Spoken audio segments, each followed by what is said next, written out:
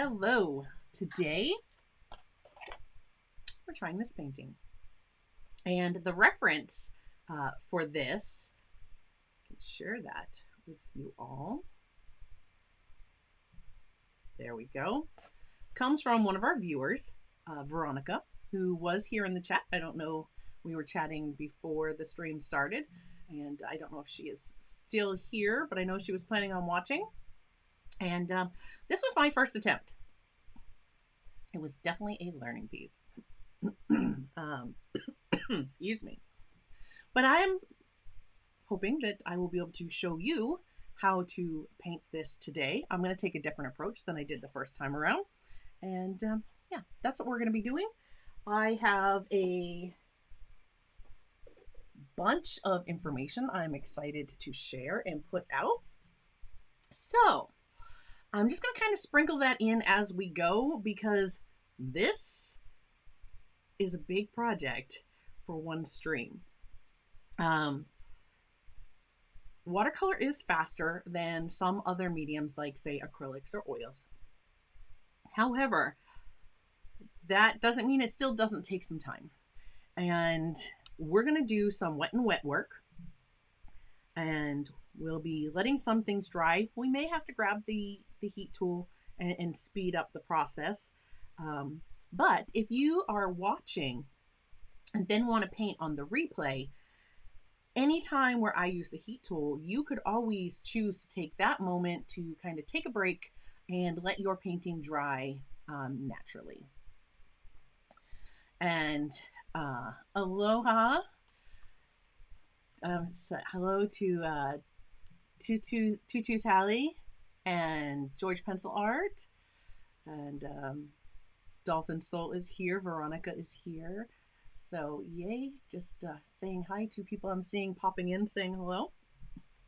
All right, today I have a fancy new tool. So all I have to do is touch, and we're gonna see. I'm gonna take it to the desk, and hopefully, yes, things changed up on their own. Okay, so I printed off the reference photo, and if you need this, it is available on Patreon. You can download that for free.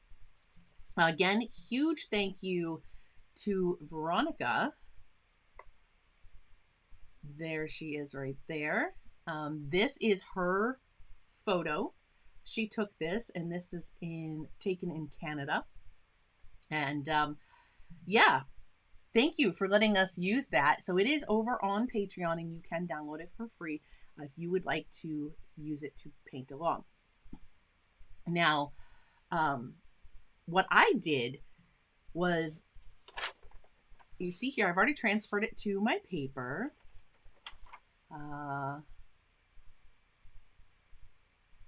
Oh, thanks, George. It shows that it's all the way up. Maybe I'm just not talking loud enough. Is that better? Let me know if that's better, because sometimes lately I've noticed that I tend to kind of talk a little quieter, like I'm talking to myself. But anyhow, hopefully that is fine. Okay. This is a gorgeous photo. Now you'll see here that I printed this out. Working on this. In the description, I put the Meeden cotton paper, but my pad I finished when I did the first one right there. So I just grabbed my Bao Academy watercolor paper. It's almost exactly the same paper, and it is exactly the same size. So 10.2 by 7.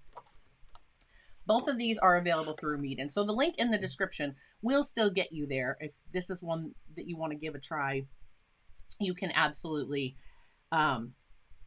use that link and get it there, and still get a discount with code Clark10. So capital CLARK 10.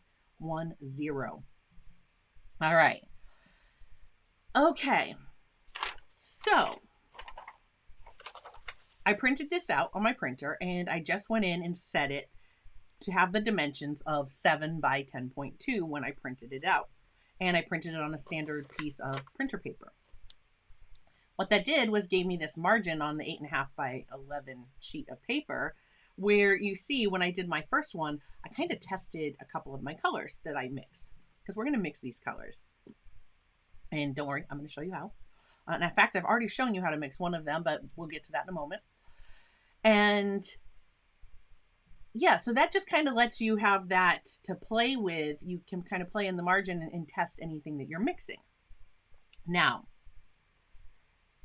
I went through and only did the areas. You see, I mean, I didn't mark out like every single little spot on these clouds.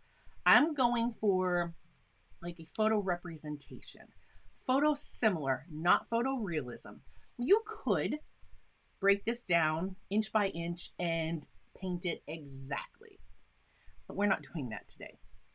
In the interest of time, we are going for photo similar, not photorealistic. So you'll see here, I've got my line work on there. Let me just pop that light on. I don't know if that's going to help or hinder. We'll see as we get going.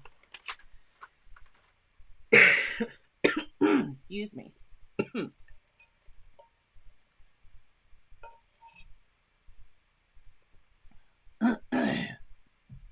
Hopefully everybody else can hear just fine. All right.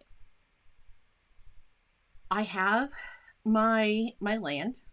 I made sure that I placed my shoreline about a third of the way up my paper. I have slightly cropped this from Veronica's original. It extended a little bit more to the left here beyond this big cloud. And I kind of brought that in because I wanted it to kind of pull us. The way these clouds, the way that she was able to capture them, those colors are already kind of pulling us to this like vanishing point at our sun. And we have some very natural lines coming in from the shadows under these clouds. So basically I just put in my cloud shape, my mountain that's back there. Right here, this little thin line, if you see in the reference there, we're going to have to maintain the light values in that. I'm not using masking fluid or anything today. I wanted to make sure that everybody could paint along. Not everybody has masking fluid, so I'm not going to be masking out anything on the sun. We're just going to want to be really careful with that area that we can preserve the white of our paper. Right here is where my mountain reflects. And if you notice, we have that reflection, but it's not a mirrored reflection, right? It's not popping down. We're not painting the exact same shape below as we have above. This is that vantage point. The way we're coming in is we're kind of looking straight across the water towards it. And we're not looking like down where we'll see more of that reflection, if that makes sense. All right. In the water, basically, I just lightly marked off kind of a shape here. Right around this way, you'll see this part of my water is going to have some darker values. This is going to be more grayed out. And then, of course, down here, where some of these ripples are, instead of like actually drawing lines around all of those ripples, you're going to get confused. The more lines you have, the more confusing it's going to get. I just drew a line where I wanted my brush to kind of pass over to leave one of those marks, like of the ripples of the water.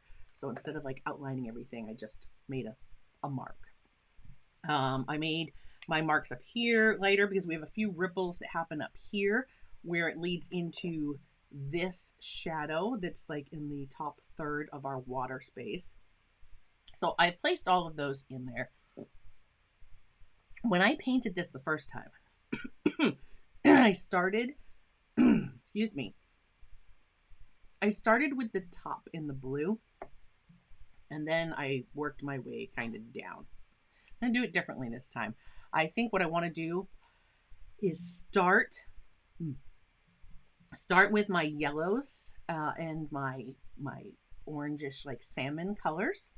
And then I'm going to work my way into some of these. I'm going to like put in those light blues and then bring in the grays on top. Hopefully that's going to work. That's my plan. That is my plan of attack for today. So again, if you're following along, I am using the supplies from my first curated collection. Excuse me, my nose all of a sudden just wants to itch. So I'm using the supplies from my first curated collection. They are the Meeden supplies. They're all linked in the description below. I know that quite a few of you have ordered them and actually have them.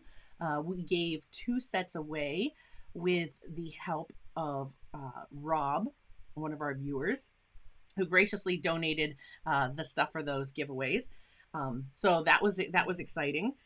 I am currently working on the next curated collection that is coming really soon. I got some of it in today. If you are a channel member or a patron and you are on Discord, Dolphin Soul says, love them. Yes, Dolphin Soul was one of our winners of that little prize package with the first curated collection. So if you're a channel member or a patron and you are connected, I encourage you to connect to our Discord, because I put so much out there. I'm posting there like daily. We definitely are in contact if you are on Discord. And if you're not familiar with Discord, it is an app you can download for your phone. It is free to use. And I have community posts telling you how to connect your Discord to your YouTube. And you do that in Discord. But anyhow, once those are connected, it's automatically set up. So if you are a channel member from Superfan and above, you are automatically, Discord is automatically available to you. So I would love for you to join us on there. We've done so many like behind the scenes. You guys saw today I posted the image when my order arrived from Blick. So you have a sneak peek of some of the stuff that's coming. And right now I'm going to try, let's give this a try. See if, and it did not. I had a button and I was hoping it was going to work, and apparently not. But I did put in the comments, there's a pinned post. So if you're watching this live, in the live chat, I have pinned a comment. UPS is here. Yay, that means my Daniel Smith paint arrived. But I pinned a comment, and I have a 7-day free trial going on for Patreon. I wish YouTube would let us do this, because I would do it for channel members as well. However, I have a 7-day free trial going on Patreon. If you have been curious about Patreon, this is like the best week to check it out, because I just released my new series for patrons. The very first episode went out last night, and I am really excited about that. You'll have access to that. Tomorrow is the live Zoom with creator tiers and studio tiers. Both of those have the free trial over on Patreon. So if you do a free trial, you'll have access to Zoom tomorrow, and you can come hang out in the studio. So tomorrow during Zoom, I'm going to be sharing some of the brand new colors that Core just added to their watercolor line. Those were some of the things I shared this behind the scenes peek of today that came in. Still missing a few, sadly, because they're on back order from Blick till, like, I think it says next week. But you're going to get to see some of those. Also, I just saw the UPS man drop it off. My new Daniel Smith color, one of the 2 that I ordered, is in. And we're going to be comparing that. Or I'm going to be comparing that and sharing that while I'm live during Zoom. And yeah, I have a lot of stuff planned. I hope you'll join us tomorrow. So if it's something that interests you, there is a 7-day free trial going on for Patreon, and maybe you want to check it out. Let's see. I told you there's going to be a lot of information to put out during this as we paint and go. So today, for the watercolors I'm using the Meeden colors. Again, that was from the first curated collection. This is probably going to be the last time you see me use these for a bit, because I am ready to move on to the next thing that we're doing. But these, I had to refill. I was so surprised. I've been so pleasantly surprised with these paints. Yeah, they are a student grade paint. But for a student grade paint, though, I have been pleasantly surprised with them. The ultramarine, we're going to use that today. I had to refill this. When I did the practice painting that's right here, I just about ran out of my ultramarine, and I had used up most of my burnt sienna, so I had to do that. And one of the things I like about these paints is it gives you not only pigment info, but they're light fast ratings as well. And yeah, they're definitely worth a look. And of course, I'm using my Meeden brushes that were in that collection. I definitely recommend these. These are a definite recommend. You're gonna see me when I'm not using one of my more expensive brushes. This is probably what you're gonna see me grab for. I mean, until I become YouTube famous and get to make my own brushes. I don't see that happening for a while. These are definitely ones that I will continue to grab for. So today we're gonna need like a Payne's gray for these clouds. And Payne's gray is something that it's not in this Meeden palette. However, if you've been following my Monday mixes, this one was released February 12th. I showed you how to mix a Payne's gray or neutral tint with 3 pigments. And I use the pigments from this Meeden palette. There's a lot of single pigment colors in this palette too, which I really enjoy. But we used the PB29, the ultramarine blue, the PR101, the burnt sienna, and a touch of the rose, which is the PB19.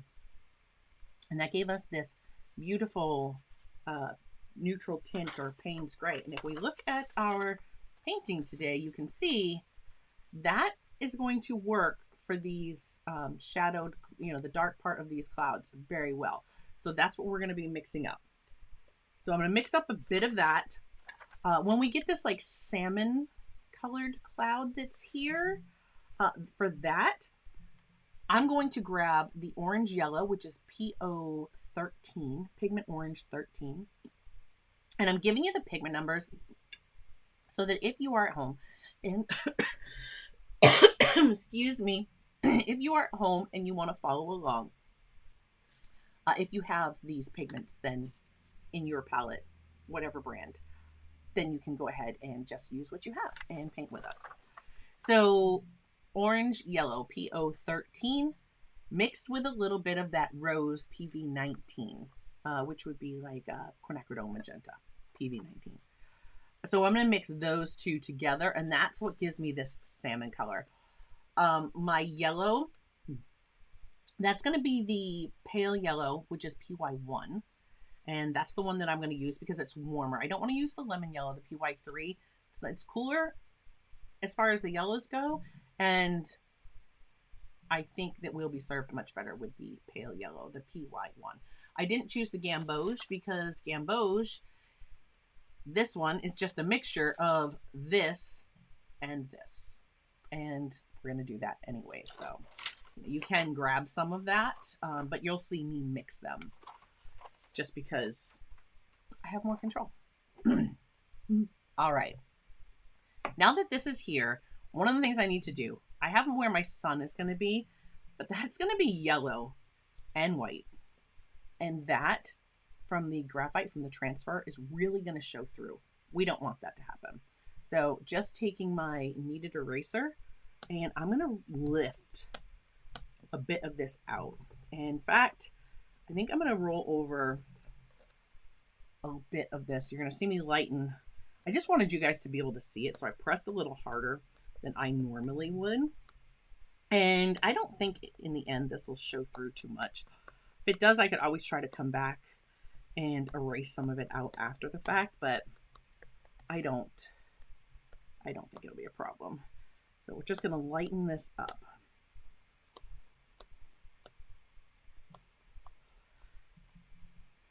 Oh. I woke up this morning. Clearly you hear the cough is still not completely gone. It has been a month. I've been dealing with this for a month that I've been sick. And I was so happy to be able to stream last week and hang out with you guys. And then this week, this morning I woke up and I will answer that in 1 second, Dolphin Soul. Anyhow, so this morning I woke up and I was just like, oh, that first conscious breath, my lungs were killing me. I had to do breathing treatment this morning, and but I'm happy to be here. I'm hanging out with you guys. All right, so as we get up here, again, I'm just like lightening this up a little bit more. I'm probably gonna like shake everything here.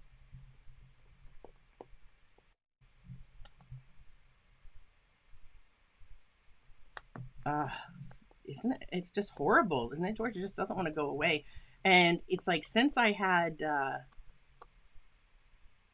back when I had, of course, I mean, you guys know, if you've been around the channel for any length of time, you know, I got that vaccination they urged everybody to get.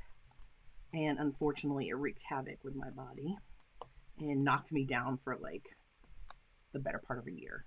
And as soon as I got better from that, I got the actual plague that's, you know, out there.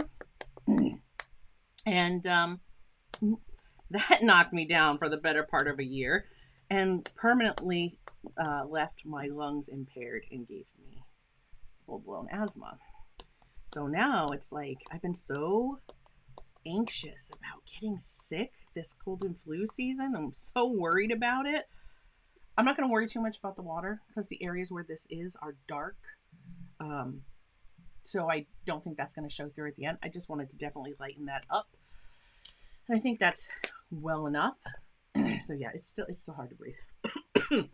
And having the asthma, it's like just even worse.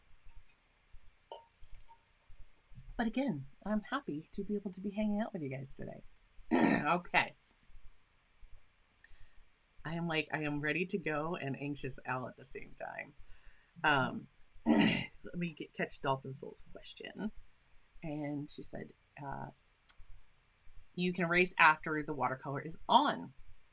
So you will find there are times, I don't know why I have to keep fixing that. Like, your messages should be popping in like in the same place, and I don't know why they're not. So anyhow, once you do your watercolor and it dries, if you're still seeing some pencil lines show through, and again, I can't emphasize this enough, once it dries, like, leave it.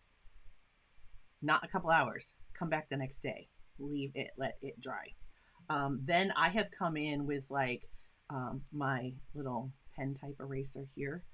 And I've gone over some of those lines, and some you can lighten. Yes. If I have like sketched it in, I definitely can usually erase that. The graphite will come right through the, come off. If I've used the, like today, I use like a graphite paper. It can be hit or miss, depends on the brand really. So I hope that answered your question. Let's see if we can, there we go. Get this real big for you for a moment. You don't need to see me because I want you to be able to see how we're mixing. I do have my Meeden brush wash here. You're going to see that side stay super clean, and this is going to get really nasty during our painting. I do have the paint puck in the bottom for it. Okay. Dolphin Soul says, I am definitely being impatient on that dry time.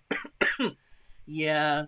But I have to tell you though, on these blocks, when you leave it to dry on the block, you're going to see how much water we're going to throw at this today. And there will be a little bit of warping, especially like right here where it's open. There's a mark on my paper, but I'm not going to worry about it. So right here, this one has got the clear glue, so it's harder to see. But right there, see the lines? So right here where it's open, you might see it buckle at that point. That's normal. Don't panic. Don't fret. But look at how flat. Like when you just leave it alone on the block to dry, this goes completely flat. I mean, yeah, right there's that little bit where it was where you take it off the block. But as far as everything else is concerned, these dry and they just shrink right back down. So nice and flat. Leave them on the block. Just leave them on the block. Hi, Joseph. All right. That's okay. Yeah, both of our moderators, Joseph and Tara, their links are in the description. I encourage you to check their channels out. I don't think Tara's with us yet either, but I know that she's got a lot going on today, and there was a chance that I told her she couldn't make it, not to worry about it. We would get through. So yeah, we need you, Joseph. Okay, I'm just kidding. I think we can handle it too. So all right. And then yeah, I haven't seen Rob yet either, but I know he said he had stuff going on. Excuse me. All right. So for starters, let's get ready to dive in. We are going to wet the surface from where our landmass is up. Go ahead and wet into the edge of your landmass. Don't worry about that. And we're just going to get this nice and soaked. So I'm using the largest flat brush that came in my Meeden set. You can use any flat brush, mop brush, whatever you have. We're just going to get this paper good and wet. And you know, I started wetting this and realized, hey, I didn't mix up my colors yet. So it's fine. I'm going to wet it. Let that water soak in. And I can wet it again as soon as we get our colors mixed. And everything will be fine. So if you're watching, you know, perhaps hold on. We'll mix some color up. And then we'll come at this.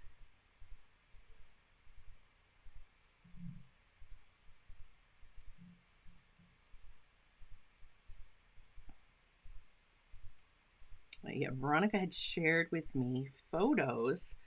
She shared three to choose from.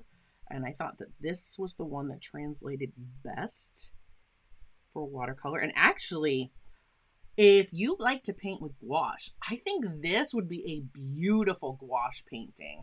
And if you give it a try, I would love it. Let me put that up.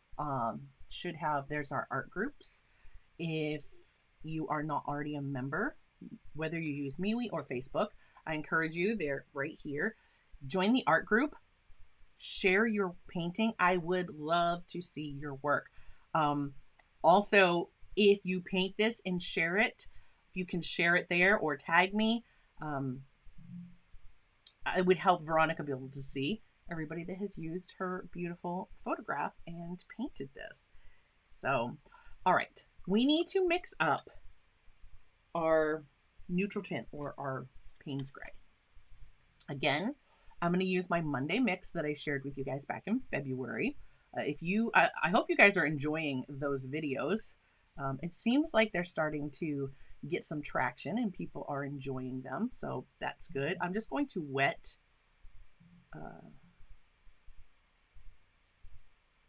I'm just wetting the colors that I know I'm going to use. So that orange yellow, the pale yellow, just tapping my brush in my water, tapping my well.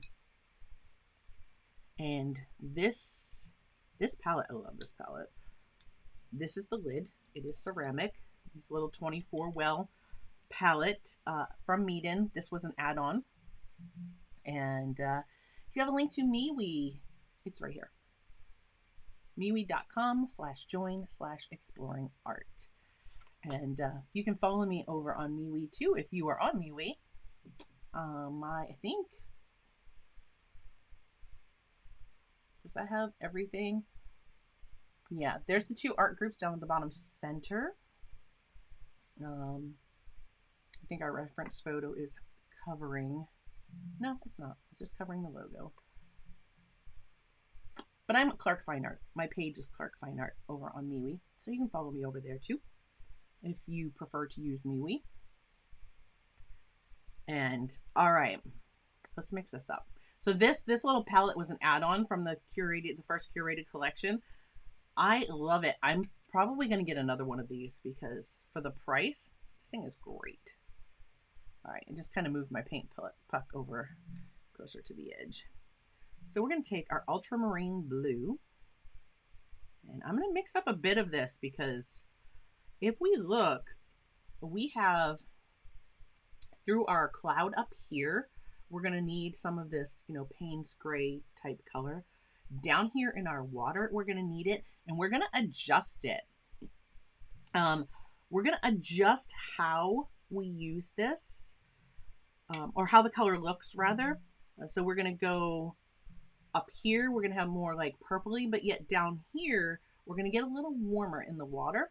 They're still going to be similar, and it's going to be cohesive. It's going to work because we're using the same pigments.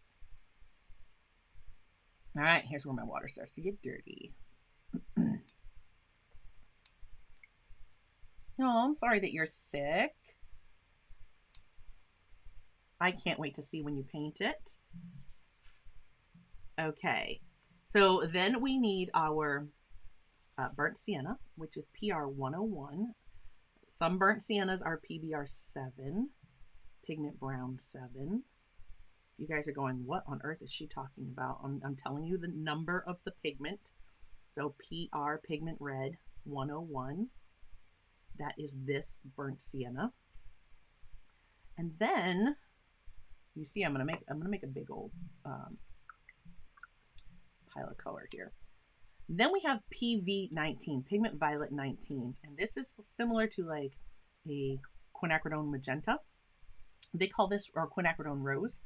They call this rose in the Meeden palette. And you see, I've got less of that than the others. Thank you, Joseph. Joseph just popped them in the chat. So if you are here with the live chat, the links for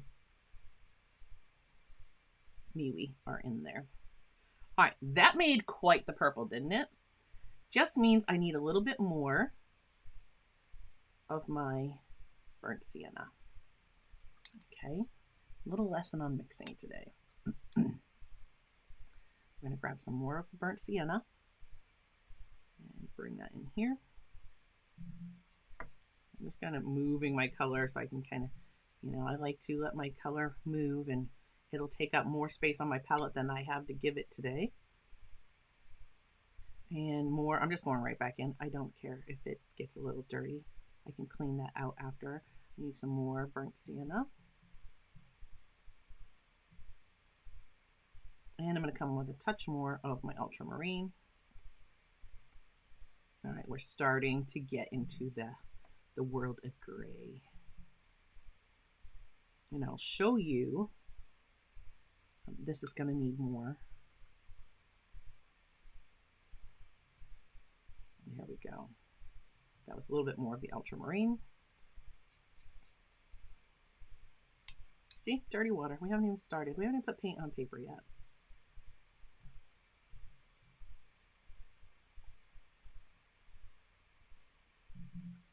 Okay, great question. Thank you, Dolphin Soul. So Dolphin Soul asked, why not just use purple and add the burnt sienna? And two reasons. The really easy reason, in the case of this palette, right? There we go. So the really easy answer in the case of this palette, if you look, this is the swatch of these colors. So today we're going to use the orange yellow, the pale yellow. We're using the ultramarine blue. We're going to use burnt sienna and this rose. One other color that we're going to use when we do our sky is this cerulean, excuse me, not cerulean, no, this cobalt blue. And the reason I chose the cobalt blue is because the cobalt blue in this palette is made up of PB29 and PW6. It's not actually a cobalt. It just looks like a cobalt. And they're getting the granulating look of cobalt by using ultramarine. So, cobalt blue because it's PB29 and PW6. Ultramarine blue and white. And that's going to be cohesive because we're using ultramarine in our mix. So these are all going to go together and it's going to work for us. The purple, I have PV23, they call violet, which is a dioxazine purple. Could I have used that? Yeah, I probably could have tried that and the burnt sienna to get my gray. But because I'm going to be using ultramarine elsewhere in my painting, I wanted to keep my palette limited so that all my colors will work together nicely. And as I make mixes from them, they're just going to be more cohesive. So trying to help that, and it's more common for someone to have an ultramarine and a burnt sienna than say a dioxazine purple as far as their watercolors go. So that's another reason. Hope that answered that question. Excuse me. Okay. So like I said, we can take our paper, grab a little bit of our color, right? And just test that out right there. And that looks pretty good for that. So we're going to go ahead and stick with it. If I need it a little bit more blue, or if I want, as we get down here, you're going to see me bring in more of the rose and get us to transition into the rose and orange mix, which will be that salmon color that's going to come down through here. Okay. Oh, you are welcome. So that's that. I need, for sure, we're going to need some of this orange yellow on the palette. And I'm just trying to have this out here so that I am able to just grab as I go. I'm going to need some of the pale yellow. Put that over here. And I'm going to want some more of this rose. Now you're going to see me pull the rose to that orange. You're going to see me pull the rose to my Payne's gray. So there's the majority of the colors we're using. The only other thing that we're going to need is our cobalt blue, right? This guy. This is our sky when we get there. Okay. Now, feels pretty dry. Everything dries so quickly. So quickly. So I'm going to wet it again with clean water this time. Look how dirty. Look how clean. Definitely beneficial to keep one side clean or have two pots, one for clean water, one for dirty water. In watercolor, it is kind of important. All right. If I painted with that, you're going to see it. You're going to see that color. All right. Just getting my paper nice and wet.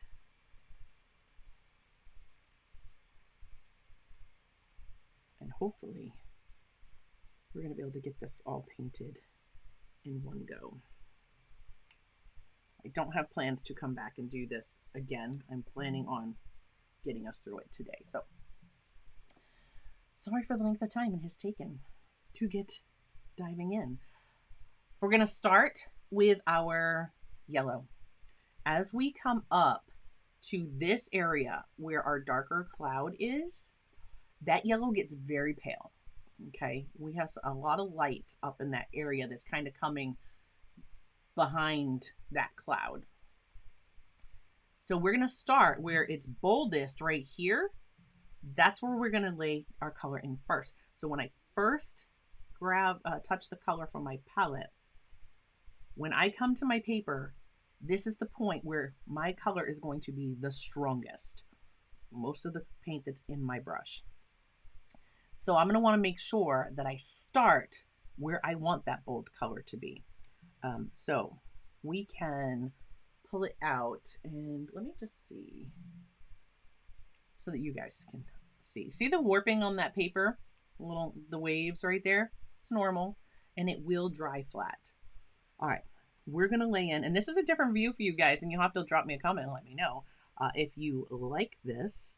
I'm not going to worry if I get into my mountain. It's going to be painted dark. Don't worry about that. And I did bring my water down into that area. So if you can see the sheen?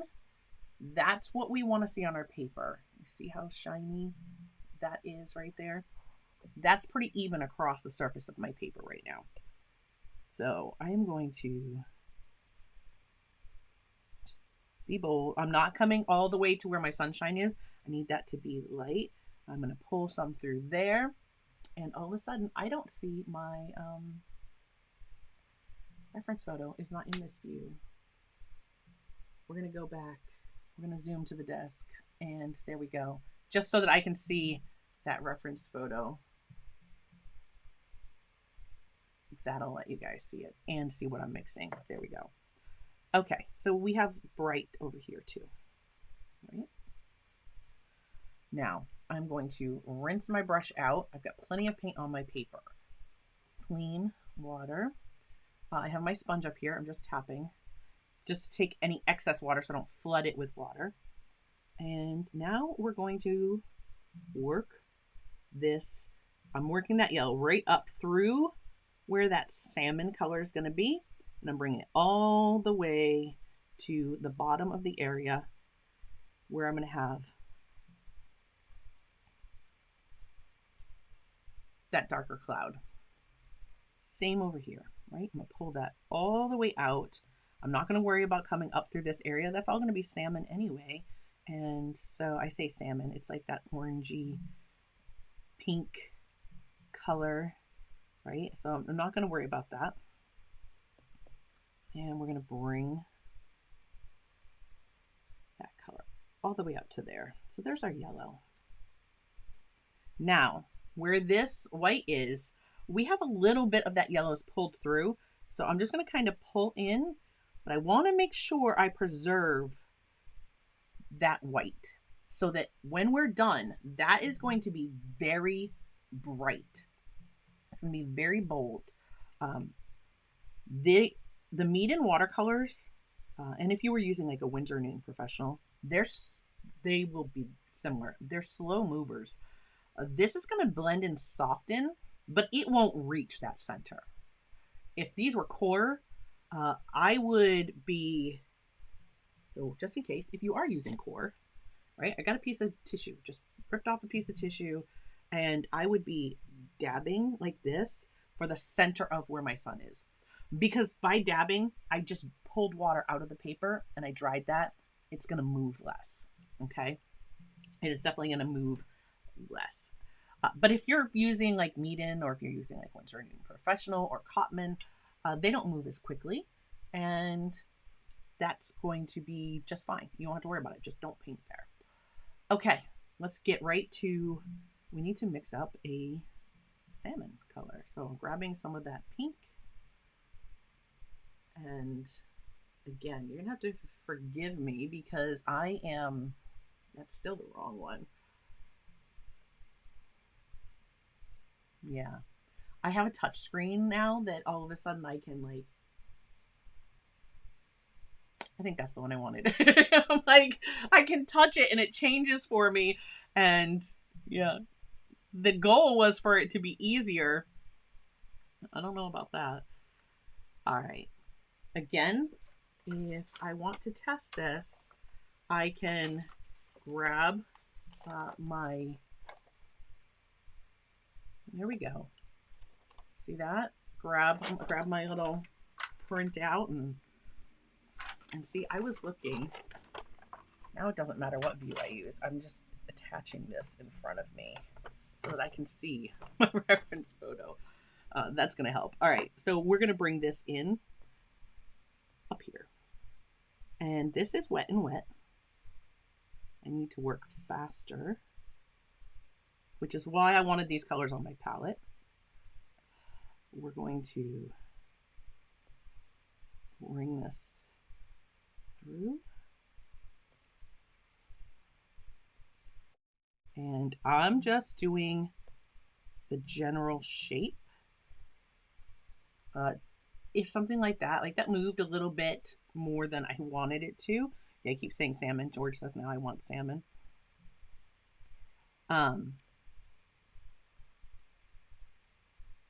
Not worrying about it.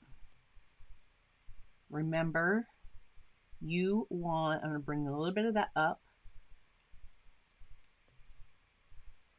You want photo similar. Right? Not photorealistic. We're not worried about that.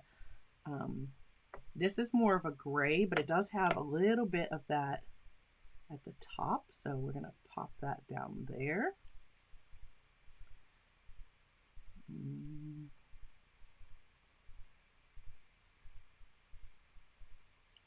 Now, the one thing I noticed is your colors are going to dry softer.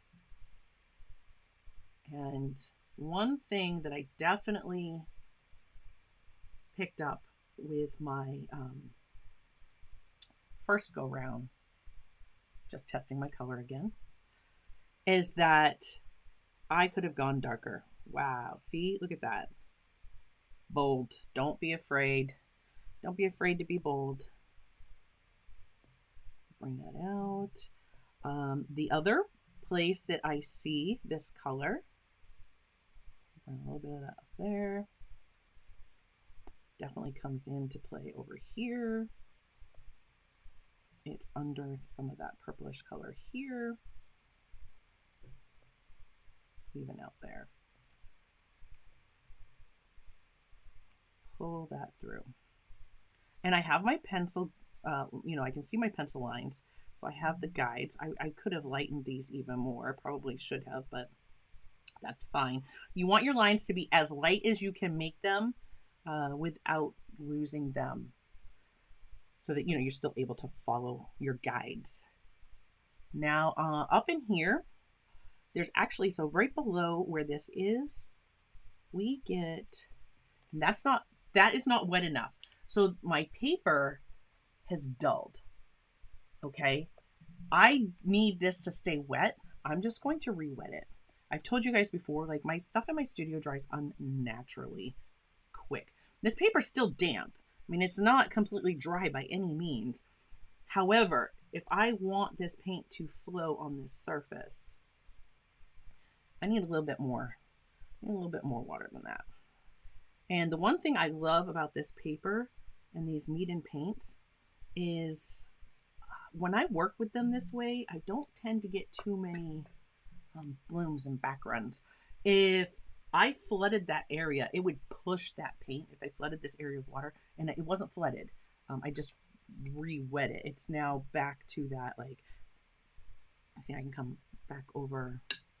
It is now back to that sheen. Do you see the sheen that's on there now? It's not flooded. The water's not traveling when I do this. Water's not traveling across the surface of my paper. So I didn't get too crazy. But now that's going to let me work in with these. We have a little bit of this color like up in here. Now I'm just tapping. One of the things that I used to find was that when I would try to paint clouds, I'd be so focused on the cloud and they'd be so overwhelming. And now, just tap, just general, right? I just want like a general, it's similar. You don't need it to be perfect.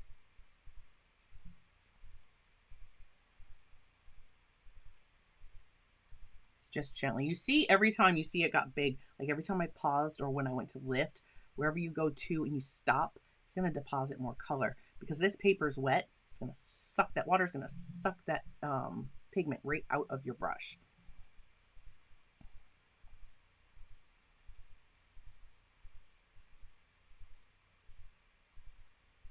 So just tapping some in. Again, these are going to dry lighter.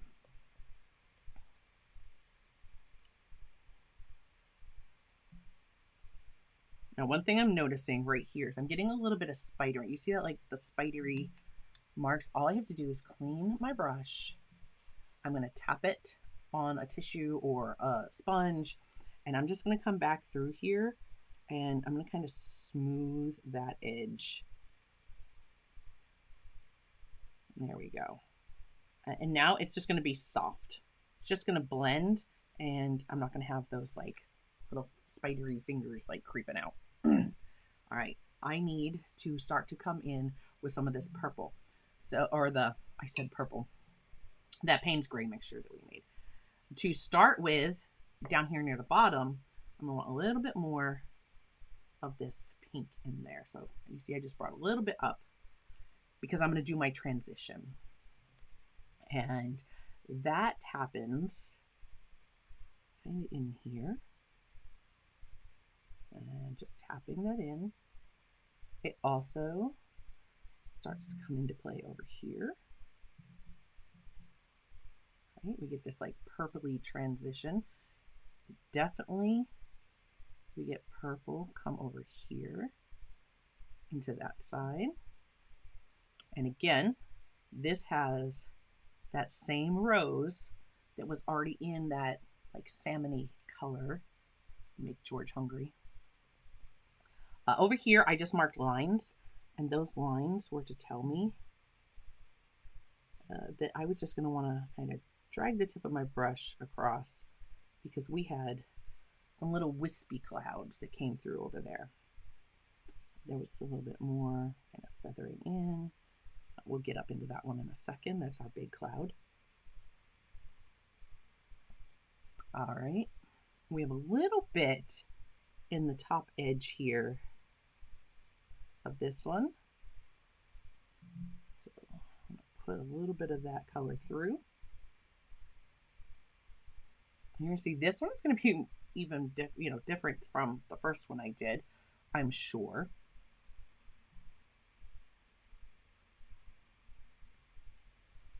There we go. All right, let's work our way up. So still working, so the bottom part of the big darker cloud still has more of that rose in it. So more of the rose in the mix.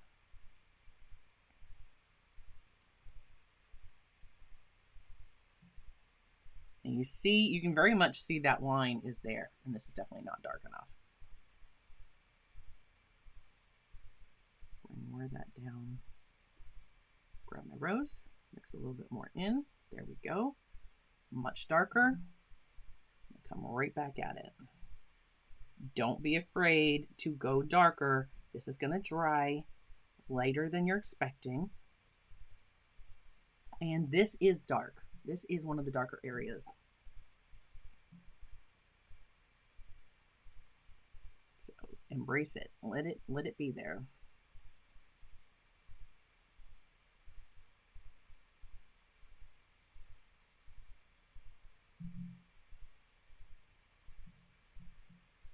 Okay. I've got to move quickly now because what I need first, I'm just going to come through and make sure that I soften this edge so that I don't have like those little spidery points coming down. You see them going up. I'm not worried about that. I want to make sure, I think this is still plenty wet, this area up here.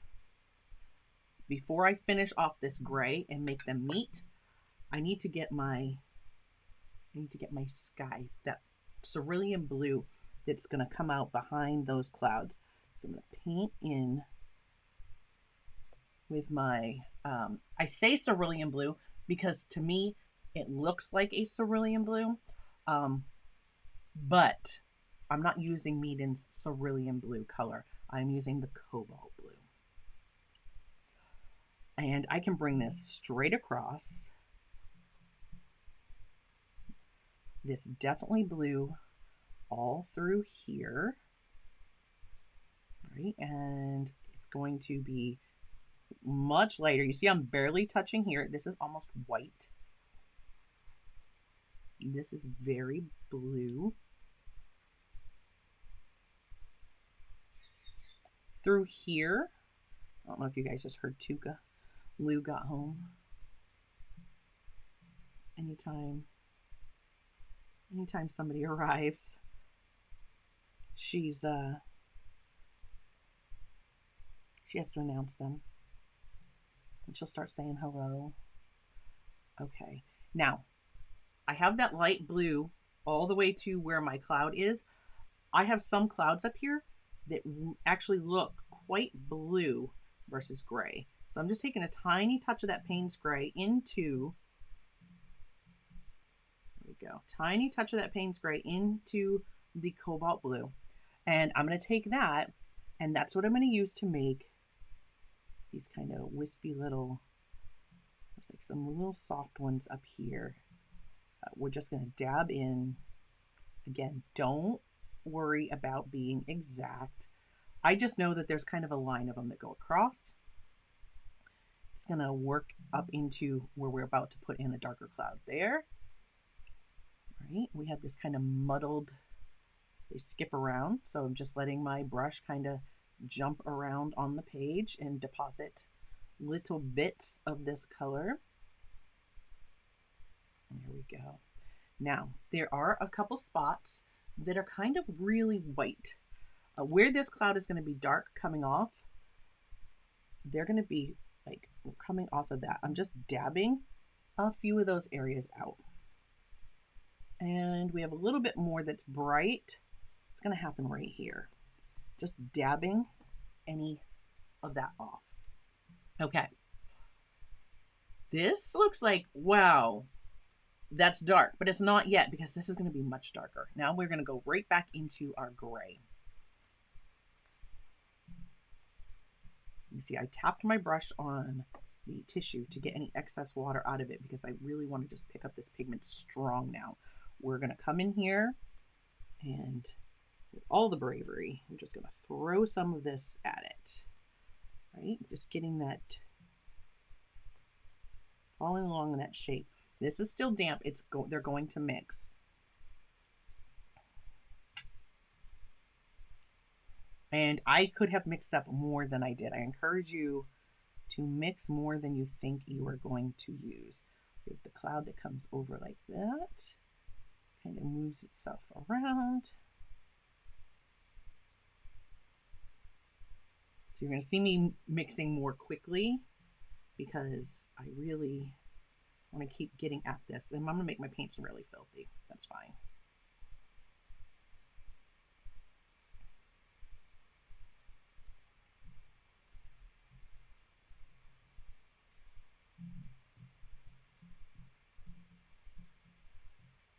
And remember, I haven't added my PV19 to that yet, just a little touch. And that'll cool it down for the top. There we go.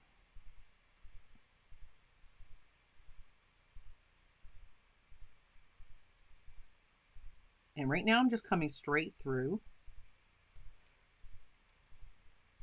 There's a few areas. And I encourage you, I did this, I had shared behind the scenes as I was painting this the first time with patrons over on Discord. And I really encourage you to turn on your phone, turn on the camera on your phone and have a peek at what you're doing in that camera, because you're going to see a different perspective of what you're painting just by looking through that lens. Like you'll see me kind of looking forward here and I'm peeking at my monitor, because even though I'm looking at my painting right here from this perspective, as soon as I look up at it there, I'm like, oh, okay, those clouds, yeah, I need some more of that rose mixture for down the bottom here, right? For that transition, we need to get that darkened up. And this really needs to kind of pull down into there. Yeah, like that. And I can look through another perspective to see this. Now this is going to mingle. These colors are going to mix some. They're not fast movers, but they will move. Right? Just bringing a little bit more of the Payne's Gray and mixing these through.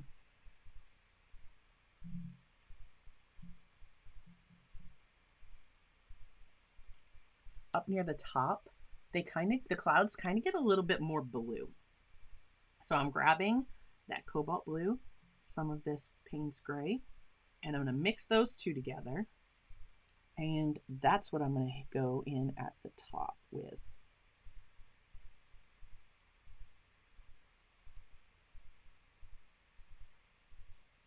And now remember, I use that cobalt blue here for some of these clouds So again, it's all going to look very cohesive, right? And I'm just bringing that blue value, the bluer hue rather, excuse me, into the top of this.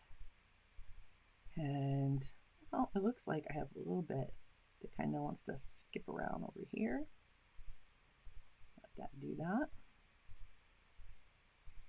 Here we go. We do have lighter area here, but what I need to do is I need to come back. Remember, I hit that with my tissue and I dried some of that space. I need to wet that. But first, we have dark cloud up here. And for this one, I'm sticking with that Payne's Gray Cobalt Blue mixture to put that in there. I need that to be a little darker. So, ultramarine. We're almost done painting our sky. I don't know why I rinsed that out and then I went right back into my ultramarine. I do that all the time. It's because I'm trying to hurry. There is our burnt sienna. And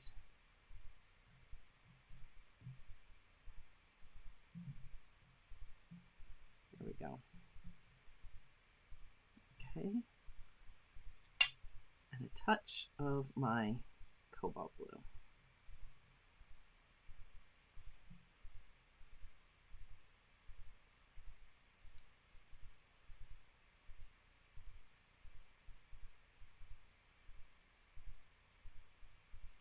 And again, I'm just looking for similar shapes to what I saw in my reference photo. They don't have to be perfect. And you see how that's nice and dark? Some of these spots that I tapped in here with my cobalt blue, those aren't quite dark enough, are they? I can come through and just tap in some more. This is still damp. These will soften. Right? And there's those kind of spotted speckly cloud that's like pulling apart, if you would. And we're gonna just add a little bit more here and there. I'm gonna bring that same hue, tap it into places over here. I'm not going over every little bit of it, and this is just gonna add more shadow and variety in those little pieces of cloud there. Definitely bring some more in here. Now right here, there's actually some in this center, but remember, I touched it with my tissue. I pulled all the water out of that area. So I'm not gonna get soft edges, I'm gonna get hard edges. So what I'm gonna do is just wet a little bit of this. My brush was it was just damp, right? I touched it off on my tissue. So I'm preserving some of that white there, but I'm just gonna get just a tiny bit. And if I look at my reference photo, right, I just have a few little areas. I still have some of that white coming through, and that's important. I don't want to lose that. I don't want to lose the light. Okay, I need to transition this just a little bit better, the way that they blend. So again, that was rose, and that was my orange yellow that I had over here. Let's mix those back together. If I'm unsure if it's correct, I can just give a quick mark on the side of my paper. There we go. So this area where this is going to transition. So again, my brush is damp, touching it to my sponge. That's just a tap. You just saw me clean off that ferrule. I had extra water there. And I'm going to come back through and just kind of dampen where this cloud is. Not a ton of water on my brush. If this were some other watercolors, that's why these Meeden ones I think are so beginner friendly. Because if this were other watercolors and I came back in like this with the water, I'd push a bloom into another area. But these seem to be able to layer and glaze and do this even before it's completely dry. And a beautiful way. I want to darken this up.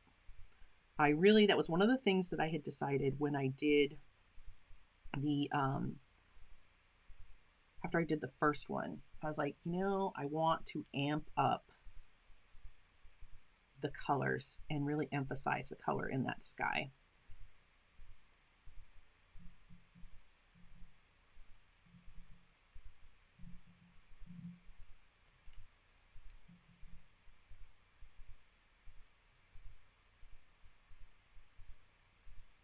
I'm going to let those two kind of mingle. And this actually, I don't know why I don't have this painted in. This actually comes straight over like that. Yeah. It goes like that.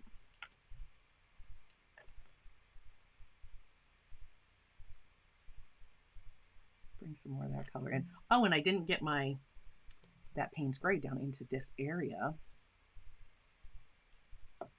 which definitely has dried. And I'm going to need some more. There's a little bit of this that just kind of pulls through. I'm just going to pull that over. Looks like that.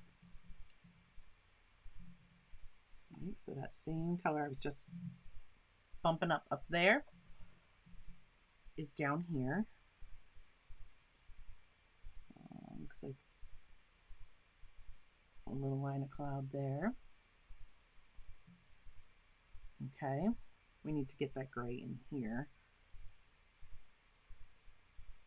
See, now I'm seeing, like, if I touch, I'm starting to lift some color. That tells me I'm going to overwork this area if I don't hurry up and stop and quit touching it. Just tapping in a little bit. I don't want it to get overworked. Taking a little bit more of this rose. And we got a little bit of purple kind of pulls into here. There we go.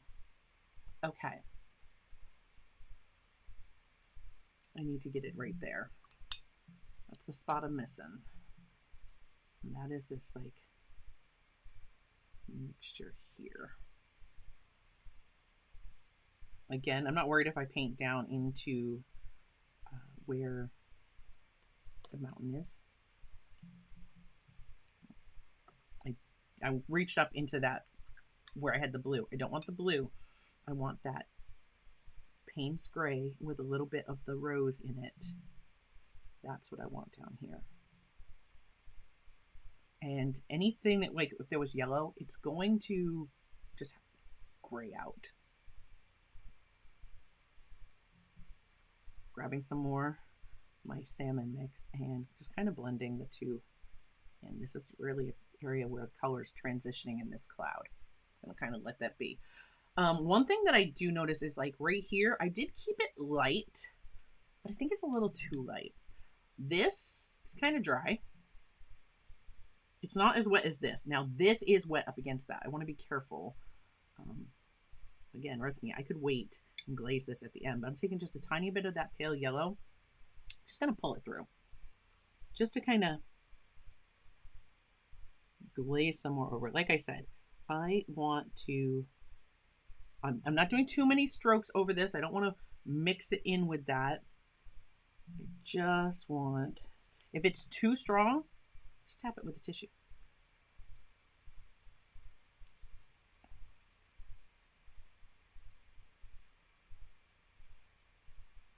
Just want to bolden up some of those colors, just a touch.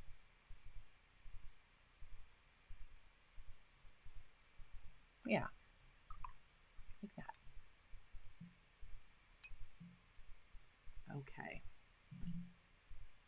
A little bit more on that orange. I'm just going to put a little bit more here. I'm just kind of overemphasizing some of the colors that are, like, where this transition happens.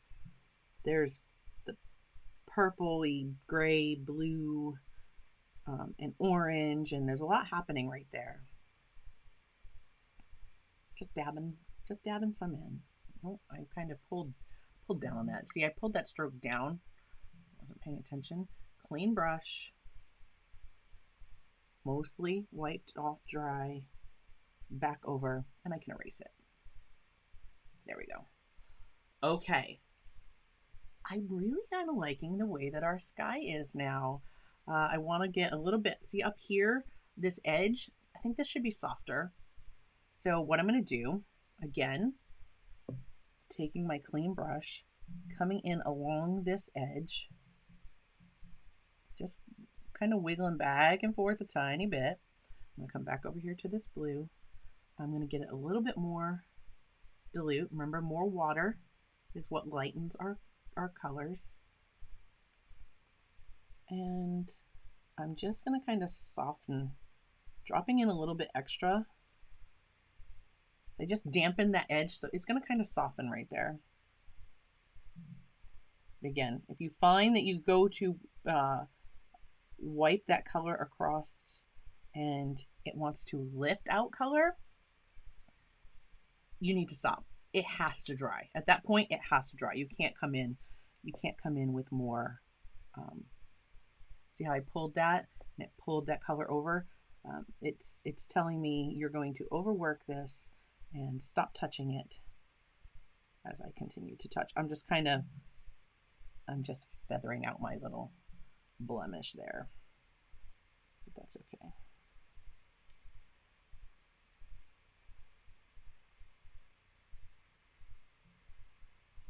The trick is when you come back in, you definitely want more paint to water.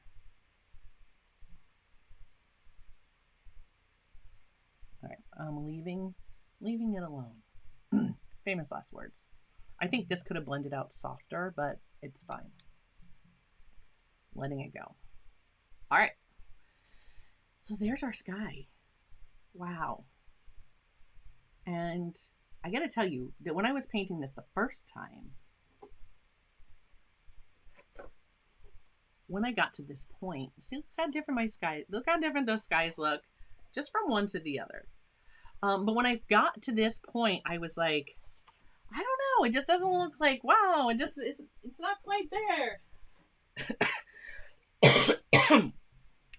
Things are really going to change once we put that dark mountain in. Then everything's going to be like, wow.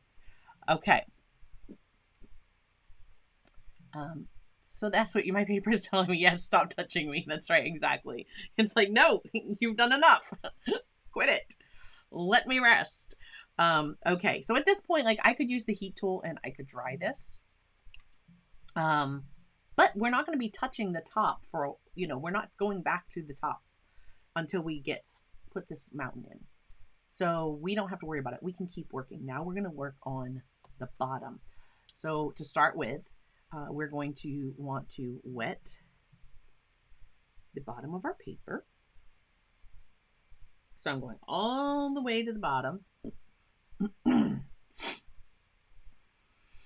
And I'm going to wet, you see this little space here? I'm going to wet up through that. But I'm not going to touch where this paint is, okay? I don't mind if I go up into the land,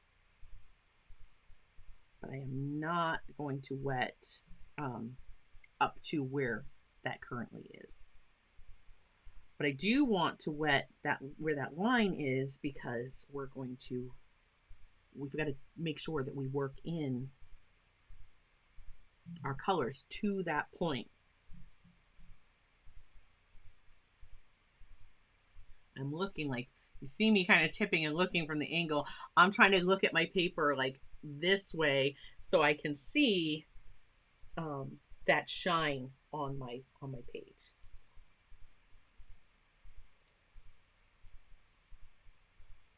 And I don't know if you guys caught my community post today here on YouTube. I have to share, speaking of papers, I just got a great deal on the Be Inspired watercolor paper that you guys see me use. If I'm using a cellulose paper for practice or whatever, it's usually the Be cellulose paper. And let's see if I can there. So you see how wet the paper looks? That's how wet my surface is right now. I don't have puddles of water. you can see by the reflection that there are some ripples in my paper. Again, these will pull flat. These are not going to be a problem. If your water is not puddled and pooling, this is not going to be an issue. Your watercolor is still going to move for you. Okay, so that's how wet we want to work. Anyways, I shared a post over there. I just got 2. This one is empty, but so you can see the cover. These 2 of these 50 sheets. It is a natural white cold press acid-free paper. I have used the pH tester pen on it. It is, yes, acid-free, so safe to use for your artwork. And they were less than $13 at Walmart. And the community post does have a link. It is an affiliate link, but that's what we're using. If you are a patron and you are painting along with the new episodes, the new project that I've undertaken, I cut up these. This is from that paper. These are what I'm using for that. We are doing 100. Where is the quest? The quest for 100 of these watercolor paintings, and I wanted to paint one this morning so bad. Just did not get a chance to yet. We're gonna paint some of this water, but I wanted to share with you guys that bee paper is such a great deal right now. I definitely recommend. All right, this color that we mixed up, which is this color up here, if we look, we're gonna see that down here. So I'm gonna grab what I already had mixed and I'm gonna pull it in, and I'm gonna start up here where this line is. I'm gonna make sure that I get into that line because that has that color as well. Right, I'm just gonna pull it over. I'm gonna keep working. I'm not worried about where my other lines are, where my darks are. I'm gonna come right over this later. This is definitely not enough. We need to really mix up some more. So that was my orange yellow. I'm notorious for not having as much pulled in there, mixed up as I should. Doesn't that look bold? Yeah, remember, it dries lighter, and we're just going to bring a little bit more water so it is a lighter value. Let's just start by pulling. Now I'm going to pull in. You see how I'm pulling in that angle? If you look at the reference photo, we have some marks that kind of follow in this area, this line. And keep in mind where your sun is. You see how I pulled right towards the direction of my sun? I'm going to do that because these clouds already also pulled towards the direction of the sun. And this here, we're going to do as well. And this color, I'm going to bring this kind of through. Like, this is our lightest value in that water. Again, kind of keeping an eye on like going towards the sun. You can really see like through here, there's some areas where that color just like thickens up. Right? It's a little darker. I said thickens up. It's darker. It doesn't thicken. It's darker. Oh, and we have this color over here. Now, mind you, I didn't go the whole way over here. It definitely, we get a little darker around through here. Through here. All right, and this color does, I need more water. Again, my paper is just wanting to, you saw how glossy that paper was, but as I talk to you, I didn't want to carry that over. I wanted to put blue there. If you're watching this, if you're painting on replay, remember that. Or if you're going to watch and then paint. Right? So I've got a little bit of that color all the way through. I didn't put it in here because this, into my yellow, gets a lot more, or I said yellow, I meant orange. Right? This gets a lot more orange here. Let's get our yellow where our yellow needs to be. Hi, Teresa.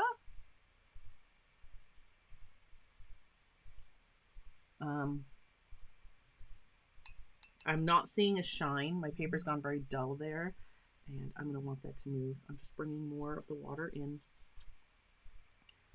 I'm going to pop that yellow. Right, it was my brightest spot, but I do want to, no, I don't need, I thought I was going to lift, but I don't need to. We're going to, looking where my sun is, and I'm looking at my reference photo. So I come right down below, bring some of that yellow right down here. I am not even worrying about where my dark marks are going to be. Okay, we're gonna come back and we're gonna add all of those darks and make this look like water. And to the right side of where my sun is, I'm gonna get a lot more of that yellow. This is going to transition orange. Right, look, now you see how I'm kind of coming down. If I look at my reference photo, I see areas where this comes down, and I'm going to kind of start skipping around. So here's where we're going to start to work in some of our water. So this was my orange. It's going to come through, that orange is going to come through the yellow, but in a way where I just take the very tip of my brush. If this brush, I'm using the largest round. I tend to grab a brush and just go and keep painting, and I don't think about it. And as long as it has a nice sharp point, I'm very comfortable with that bigger brush. And a lot of times I will just use it and keep right on trucking. If you are new to watercolor, or if you're not that comfortable with your brush yet, you can grab a smaller round. And now I'm going to, again, I'm just going to take the point and let's go at like a 40, almost a 45-degree angle. And we're going to pull lines, just pulling some lines. This is going to end up working like the ripples on the water. Again, same thing. I'm not quite at a 45-degree angle, and I am very much working just the tip of that brush, and I'm pulling little lines across. Let me see if you guys can see that process better from this angle. Right, so I'm getting the orange again from my palette. Now I'm going to come over here and I'm like flicking across. Okay, I hope that's a better view for you guys to see what exactly I'm doing. Just flicking across with the tip. This is tedious. This is what took me the longest when I was doing the water the first time, for sure. I'm going to keep working these lines going left to right into where it's more pink. Because remember I said this is our lightest value that's down here right now. And I'm going to come over and keep working.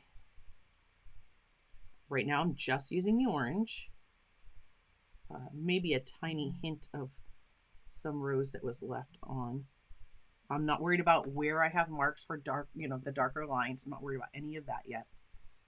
Now, as I move out, the color kind of changes a little bit. I'm going to need, let me bring you, is that right? Okay, back up here. So you see, we're starting to get some of those marks.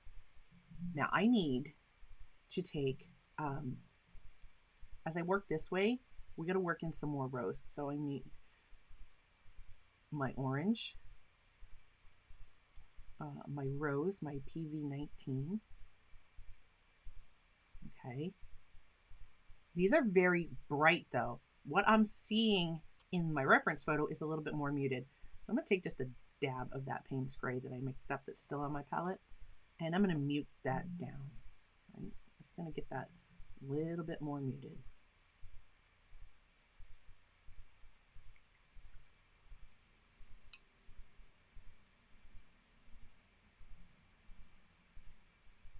Again, I can kind of come over to my painting and just touch it. And if I like the color, I can just go ahead and begin, putting it on my painting. And if not, Just bring in a little bit more, whether it be, you know, the orange or the rose. Okay. So now I see that like where this point is, straight down from here on my reference photo, we have some darker marks. I'm going to kind of stay away from my line up here. I want to start working these like down here. And again, I am just moving across little lines.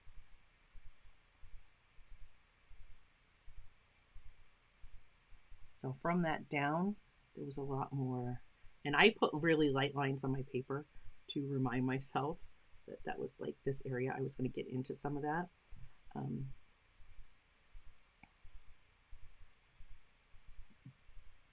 Don't get rid of all of the light in your paper, you know, all of the light areas. And I'm going to come over and cross into that section to my right. Kind of blend that. And now we're starting to build up some of that texture for our water.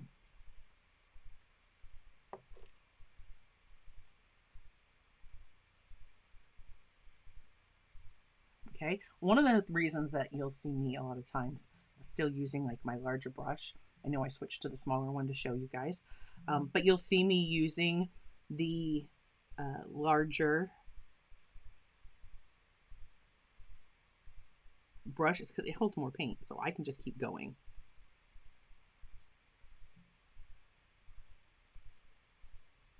So this is definitely the tedious part.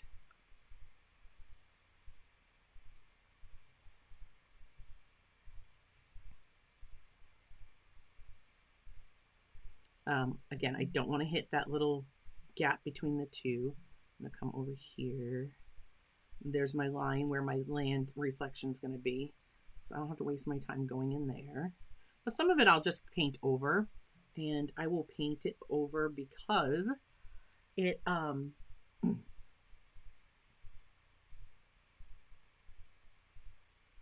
wow, brain just shut down.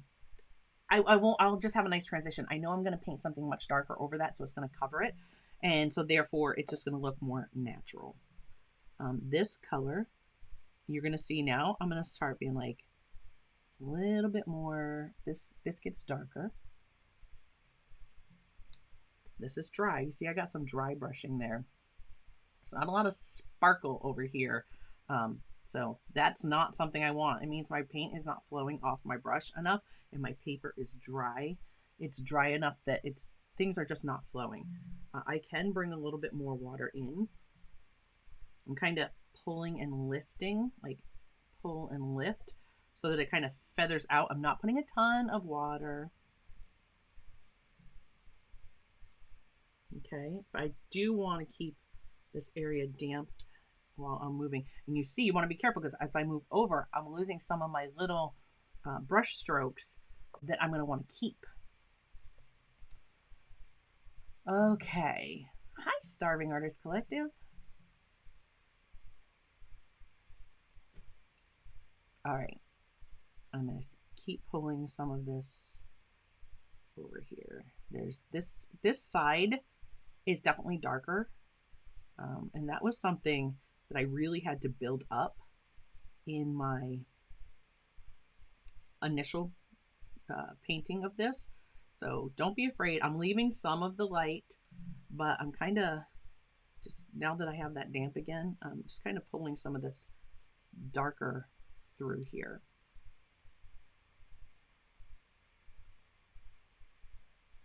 And water, one of the ways that we can do waves, or show like the texture. When we start, we have the point.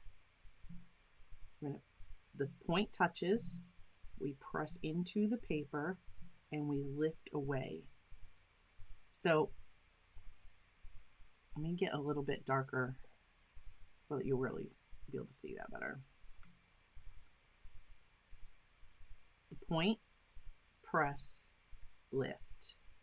It'll be thin on one end, thicker in the middle, thin on the other. Okay.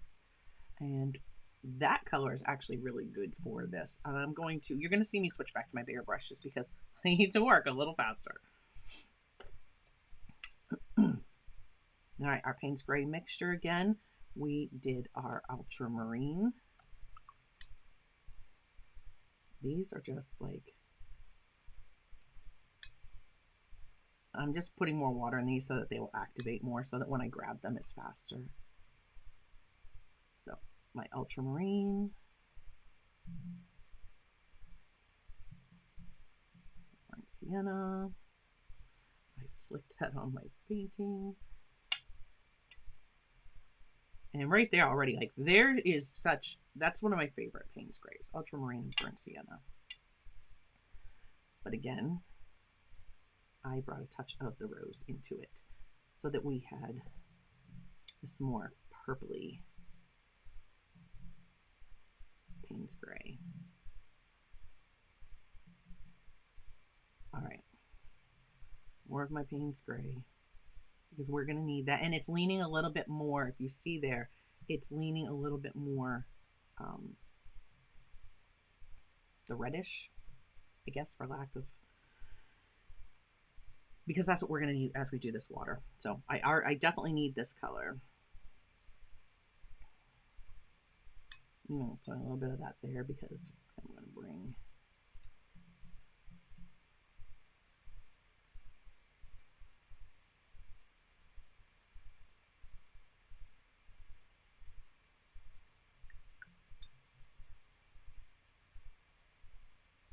just desaturating that again.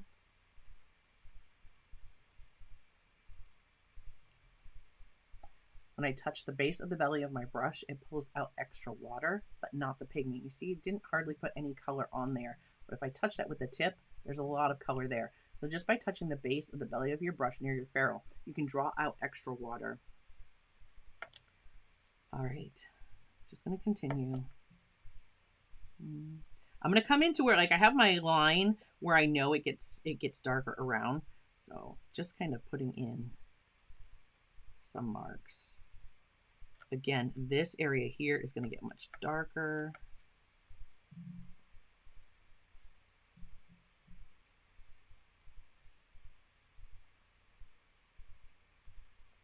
And we're starting to look like water.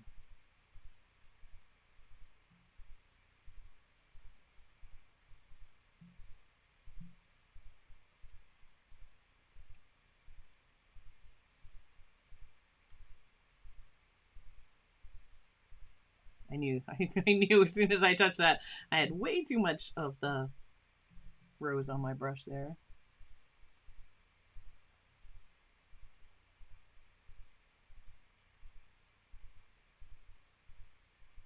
Ooh, that was dark, but that's fine. Again, these are gonna dry later. Carry your stroke like straight off your paper, like straight off, and you're not gonna have like an odd, weird edge.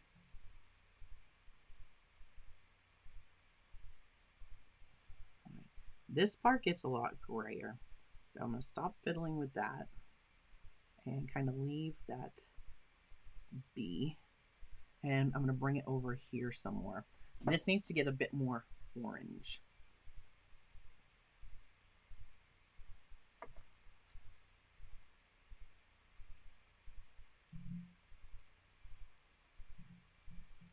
Right? And I'm just going to start pulling through. Again, I have, if we look at our reference photo, you see I have that line here where I pulled towards the sun when we were working very wet and wet. There's a lot going on there. I'm just kind of wiggle back and forth, working the tip of my brush. Really dark. I'm not going to be afraid. I'm just embracing it, because last time I felt I didn't go dark enough and I had to actually glaze in and darken things up. So I'm just going with it. I do think I want to put a little bit more moisture into this side of the paper. not flooding my paper with water. And again, I'm kind of pulling towards the center and lifting. You're going to see some of this blend, and that's fine.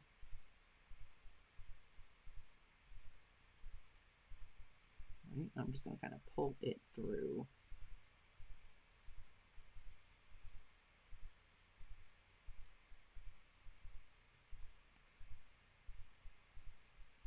Controlling that water and the dampness of your paper is so important. All of a sudden, the tape decided to unstick itself. My reference photo went flying. Okay.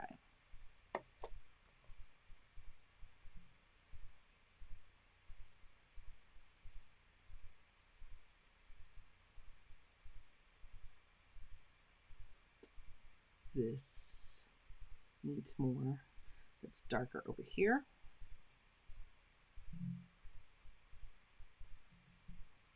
Not covering everything. This is going to move. It's gonna spread and blend out because it is you know, it's all wet now.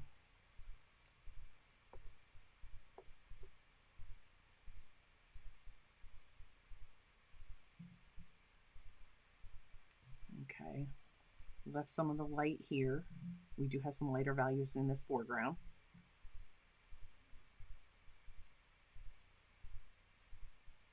Payne's Gray is trying to, that Payne's Gray is traveling, it's trying to get down there. All right, now I'm just going to put in with this, letting that some of that Payne's Gray mix in, because it's going to give me a darker muted version of that color. And I'm just going to work on some of these little ripples. Now these are like,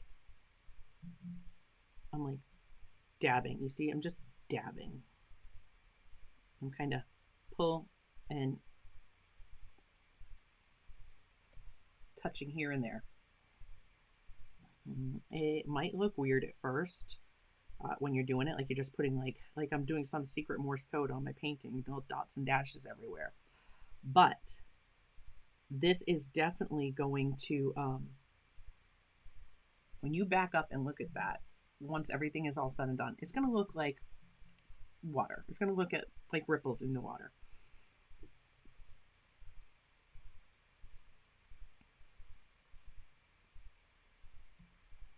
As it gets closer to us, those get bigger. Right, so making larger marks. But when it's farther away, they're definitely nothing more than like little dashes. Here, I'm just going to put, I had those lines where there were ripples in the water. So I'm just kind of going over where I can still see some of those pencil marks through. This is going to lead into, and these may need to get darker.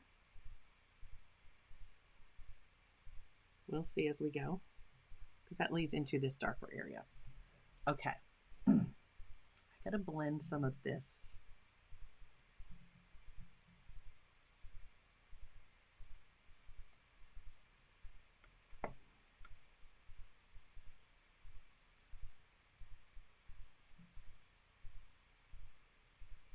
Taking more of that orange, because see, that was more pink, and I'm taking more of the orange.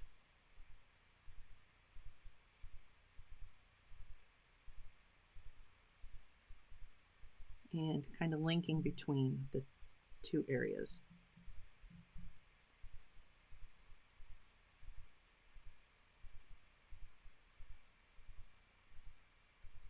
And you know, they say paintings go through ugly stages, right?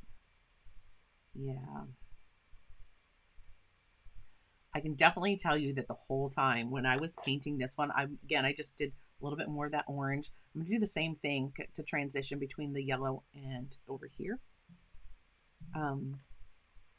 It was like, I don't know about this. And then once I started putting in some of that gray,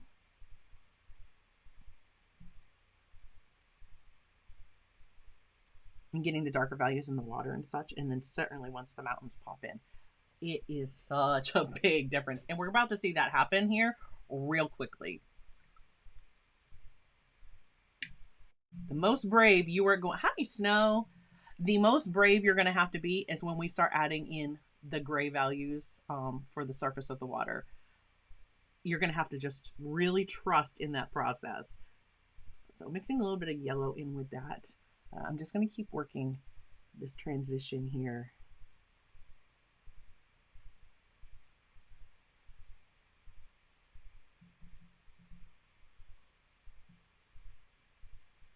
I really want to brighten this up.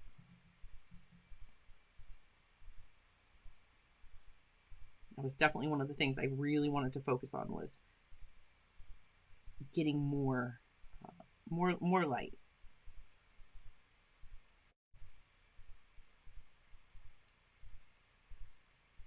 All right, I'm going to pull some more of that yellow orange through here.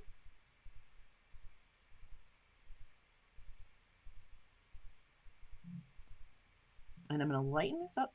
Just tapped into my water, came back over here, and I'm going to come in through the center now with that lightest value, and just a few flicks across.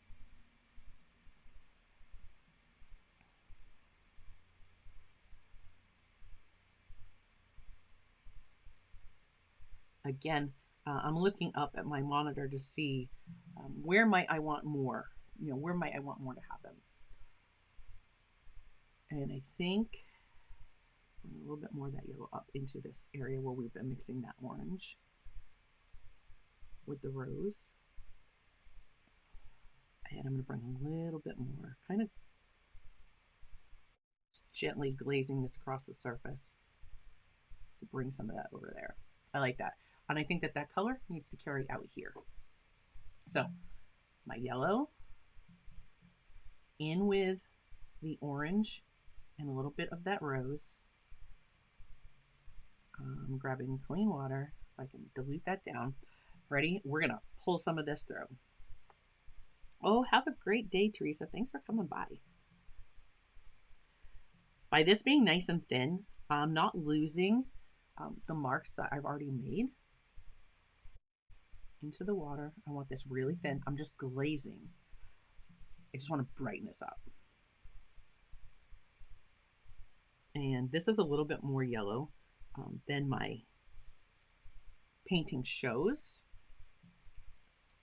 But I'm taking an artistic license here. So you see, just kind of bringing some of that yellow very thin through here, and clean water, more of our pale yellow, a little bit of that rose, tiny bit from our orange.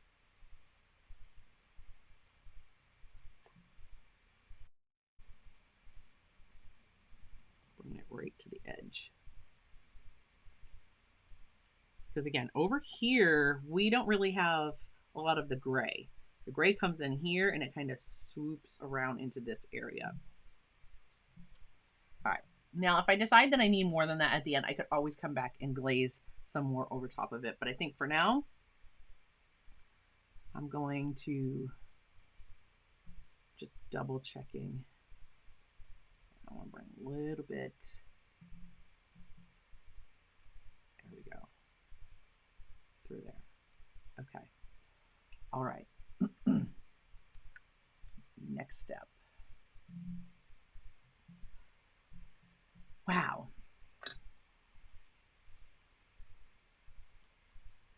And down here, you notice I didn't bring a lot down here because we do see some lighter areas,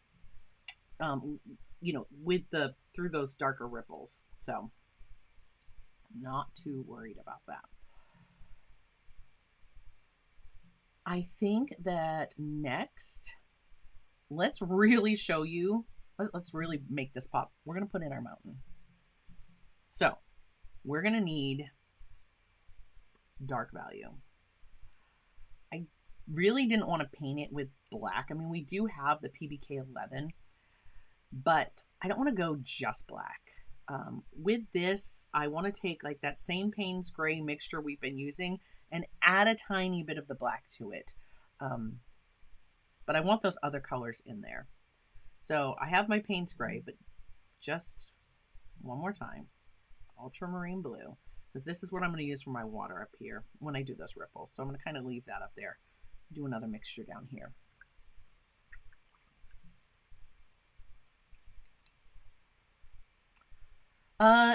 So that is something that Starving Artist Collective said. As I'm mixing this, I'm just going to pop it up on the screen. That will be easiest. Well, I am if my mouse will come alive again. So it said, in the painting, very granulating, just by screen or additive to Meeden paints. Actually, there's no additive. No additive to the Meeden paint at all. It is like when I first shared these paints and we swatched them, I was like, you know, I'm not seeing as much granulation as I would expect, but look, I mean, there it is. It is there. And I'm using the ultramarine, the cobalt blue, which has ultramarine in it, and the burnt sienna to make up my Payne's Gray. Those all have granulation going on. So that's why we are seeing some of that granulation in the sky. If you didn't want that look, the granulation, the little speckling that you're seeing through here is what she's talking about. If you didn't want that look, definitely you could choose different. I just reached into the wrong blue. You could definitely choose to use a different color. And again, they used PBK 11 in their palette from Meeden, and that is a granulating black as well. So yeah, we're kind of hard pressed to get away from it with this palette choice. This is definitely not going to be enough. I need to really mix up some color. I don't know about you guys, but I do that all the time. Like I just never want to mix enough color, and we have got to get this whole mountain and its reflection. Ultramarine blue, burnt sienna. There's our initial like Payne's Gray mixture, but we've added the PV19, which makes that lean more towards like a purpley Payne's Gray. And for our mountain, I'm going to grab a little bit of this black so we can darken that up. All right. I'm just going to paint it in wet on dry. This is still damp. Okay, so I'm going to paint down to this area, but I want to be careful because I need to maintain that space. So I don't want to paint details in my glasses. I want to paint to it. I want to be very careful because if your paper were still very wet here, that would bleed right into that space and you would lose what you need to preserve between the mountain and the reflection. There's water. We see water between there. I have water spots on my ferrule. I'm just removing that. And I'm painting wet on dry because I don't want to disperse this color. I don't want to dilute it anymore. I want the color that I mixed, and it is going to lighten. It's just the nature of watercolor. It is going to lighten as it dries. So even if I think I have it quite, dark enough, it won't be.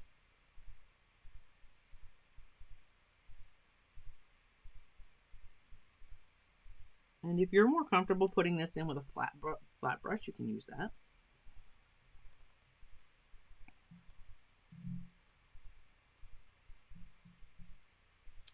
My Payne's Gray mix, Starving Artist Collective, is the one that I shared in my Monday mixes from February 12th. And just while I'm painting this, I'll pop that right there so you can see that's what I'm using. That's my mix.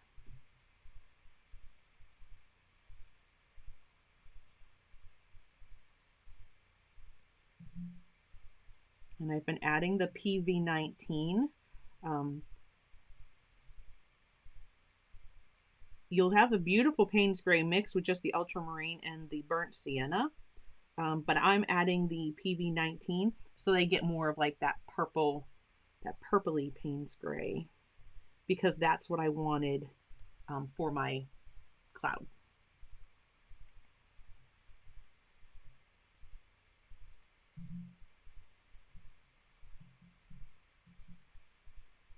You don't want to stop while you're doing this. You want to keep maintaining that wet edge. I keep just pushing it along. You notice I just had the urge to like dip my brush into my water. Fight that urge. That is just going to bring more water into what you're doing and dilute your paint. That's why you wanted to mix up a bunch of the paint beforehand.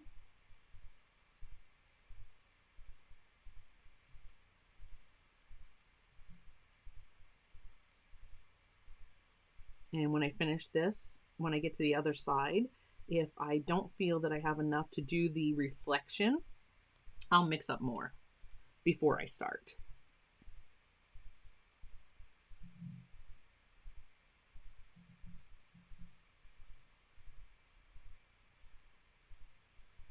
Once this dries, if it will dry lighter.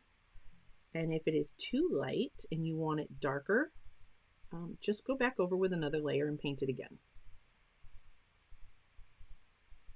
But putting in this dark value is that, look at how much it's starting to just, let me move that now. Look at how much it's just starting to brighten this painting up.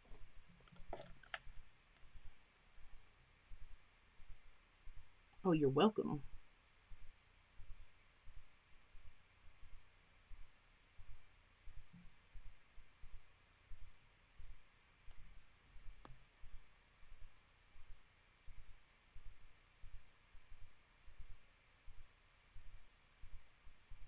I went down into that line just a bit, but that's okay.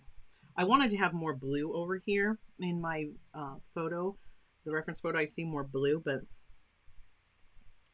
I forgot. I forgot when we were working wet and wet, setting down the initial colors to come back and do that. And so look at that. I had just enough color in what I mixed up to make it to the other side.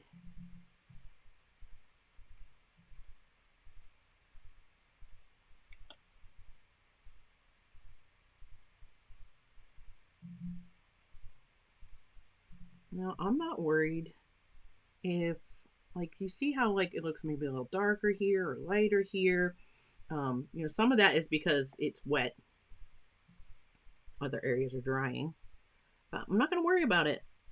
It is going to look natural, and it's going to just look like areas in shadow and highlight coming off that mountain. And it's just not 100% silhouetted. If I wanted it completely black, you know, I could have just painted it black. But I like that. I think that's fine. So now I need to mix up a little bit more of that. Again, my ultramarine.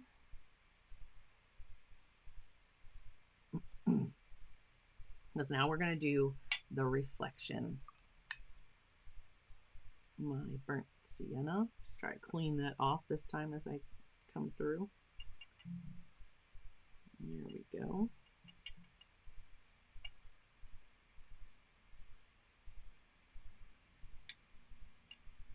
So I'm going to paint out more ultramarine. So see, your ultramarine blue and your burnt sienna, that gives you a nice gray right there. And you can get it more leaning more warm gray or cool gray, depending on whether you use more of the burnt sienna or the ultramarine. Add in, and I do not have enough ultramarine in this. There we go. And remember, for when we painted the mountain, we also brought in some black. So there's that. but now it's not pure black. Hi, James. I'm glad you were able to join us. Thank you. All right, I'm going to come through now and I'm going to paint the reflection. Again, I want to make sure that I am careful and I leave this space right here at the base of the mountain. And this was one, I also marked this off.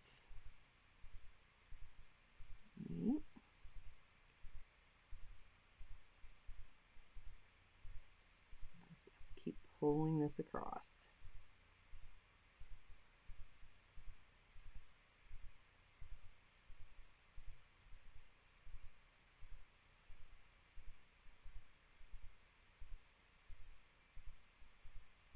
There's definitely a space between the two in our reference photo. And I'm going to turn this just slightly.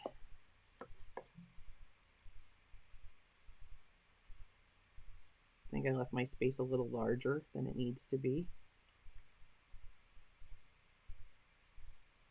So I'm just kind of closing up that gap just a tiny bit. I'm not worried if my hand gets a little shaky. You know, I'm going for straight-ish. Oh, and see, that one just closed up, but that's fine.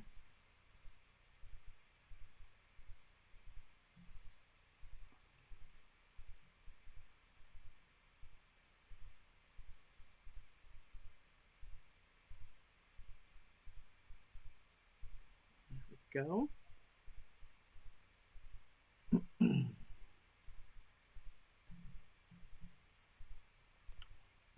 I just have to switch.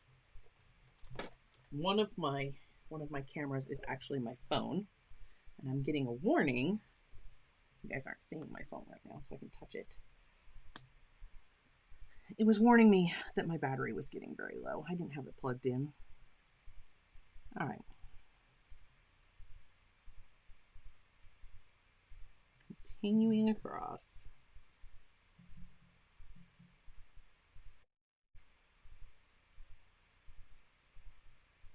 I hope you guys paint along.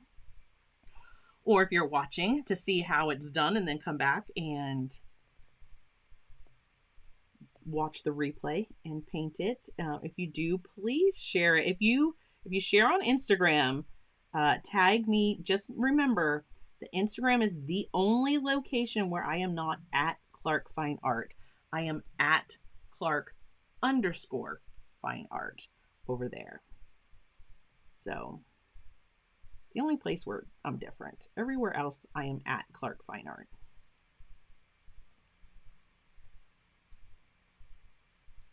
Okay. Straight-ish is my life motto, Dolphin Soul says. Yeah.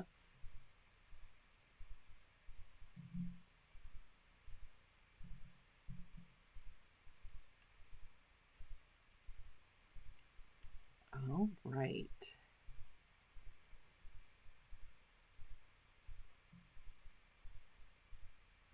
It's a little thicker at this side. So putting that in.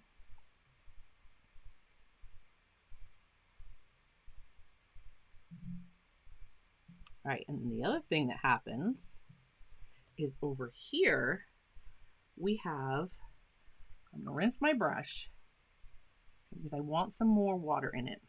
I want to dilute this a little bit, and I'm gonna want what's on my brush to flow.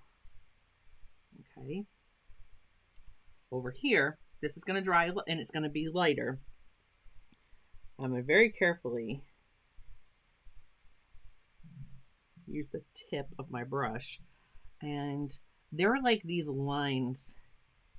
Again, don't worry about being perfectly straight.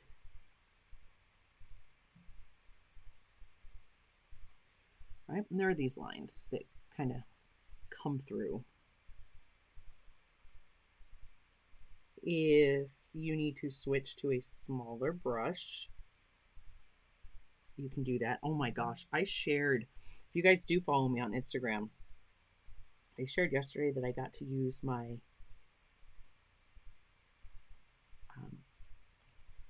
my Princeton Aqua Elite for the first time. That is a long round. The point on that brush is insane.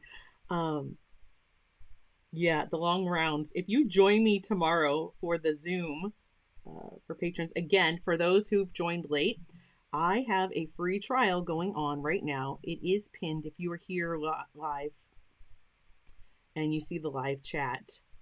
The pinned comment does have the information, but I have a free trial for Patreon going on right now. And I think that's fine. I think that'll do just fine. And it's for the creator tier or the studio tier, either one, whichever you prefer to try out. And it not only is going to let you have access to watch the very first episode for my new series for patrons, just released yesterday, but it also will let you have access to Zoom. And Zoom is tomorrow. So I was like, this is the perfect week to do a free trial where you guys can access that and join me and see. It'll give you an idea. Maybe this is something that you would enjoy being a part of a lot more often. I know we would love to have you. I'm going to paint through this darker part right here.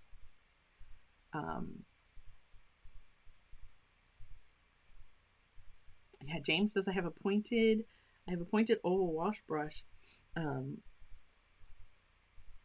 is huge, but I can get ultra fine lines with it. I love that brush. Yeah, and once we get used to a brush, all right. So we're gonna be a little longer, but we are finishing this. We are finishing this today. So now I did that mixture that I did up here. But anyhow, there is a free trial for anyone who is interested. I would love to have you on Zoom. I'm going to be sharing things that I just got in from Blick on Friday. We're going to be taking a look at some of the brand new colors from, just pulling this across. I'm not worried if I skip spaces. The brand new colors that were released from Core. I have some of them in my possession. They just arrived today.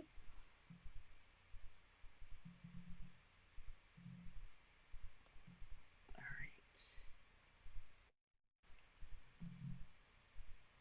So just working on, I can see my lines that I made with the transfer paper.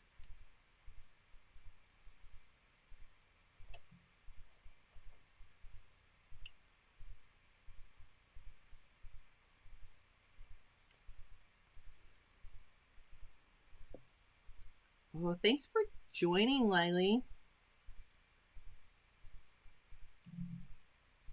All right. This is where it's going to start to come to life. This is going to happen quick. All right. Pop some of that in. If I need to darken these up, I'll just come back over them. But right now, I just want to kind of establish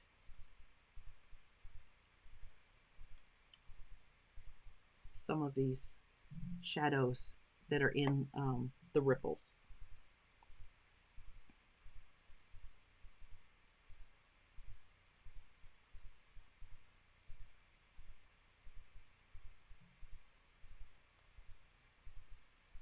Okay.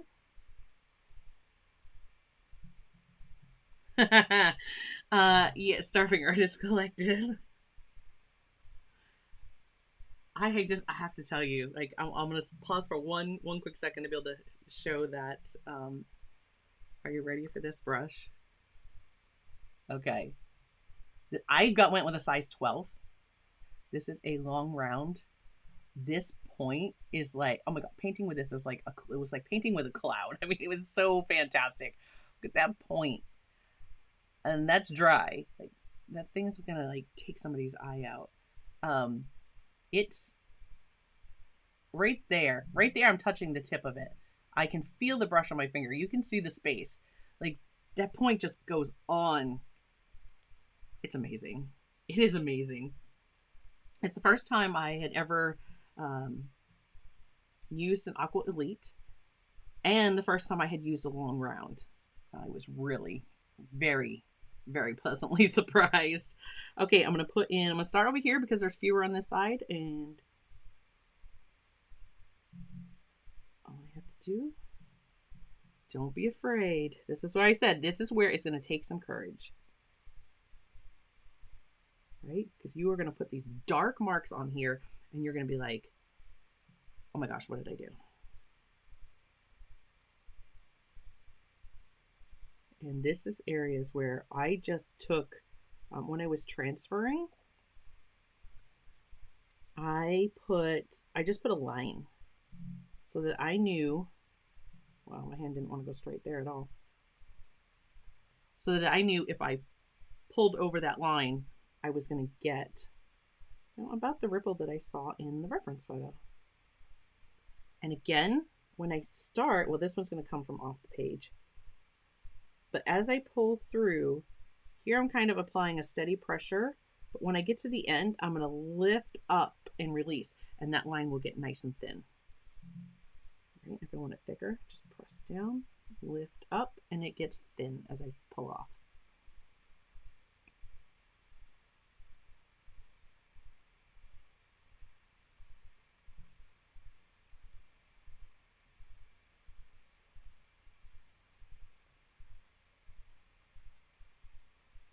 And I'm just going to keep going. Again, I put in some of the lines because I knew I needed to be able to work quickly. By the time we got to this point, I knew I was going to need to be able to work quickly.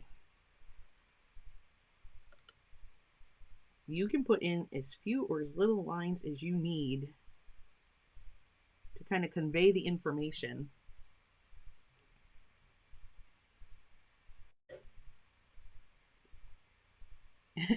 Thanks. Yeah, you're welcome for making you aware of something you don't need but you must have.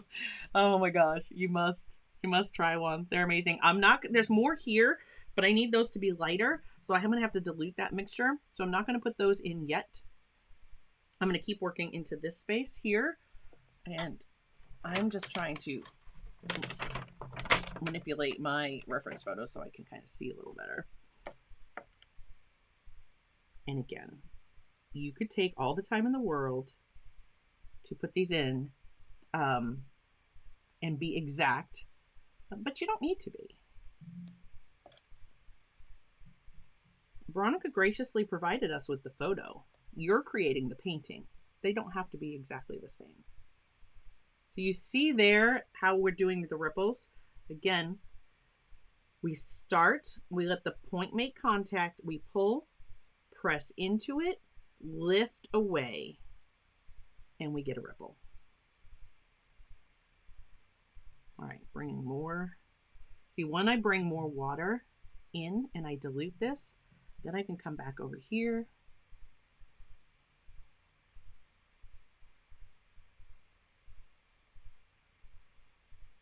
And this has some that are lighter, and these will dry lighter than you're seeing right now. And it doesn't go up all the way. These, we just have a few, and then there's some that get really like thin.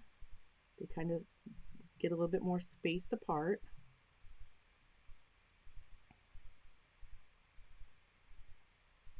All right, there's some in that area. Skip over a little bit.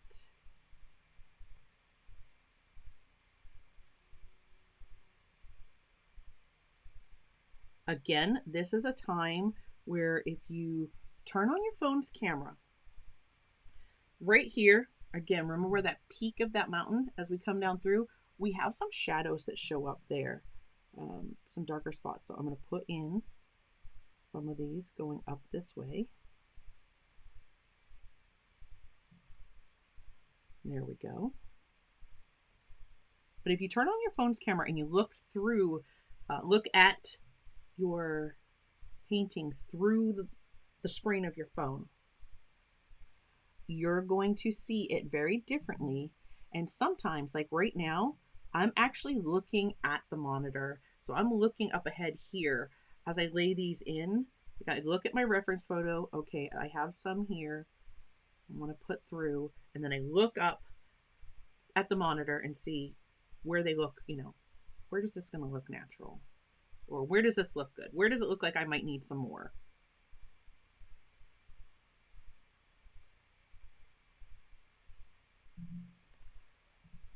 All right, we definitely have to pull through here.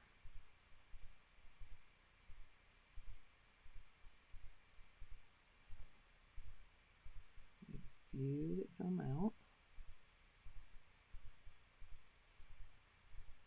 And now, when we get like around this area, here's where I'm going to get bold. All right, I've got this kind of area that comes around. There is a lot more that's dark up here. I'm just going to water, dilute my mixture. And we're going to pull this through quickly. Just kind of skipping because this is dark. I want to preserve a little bit of the light.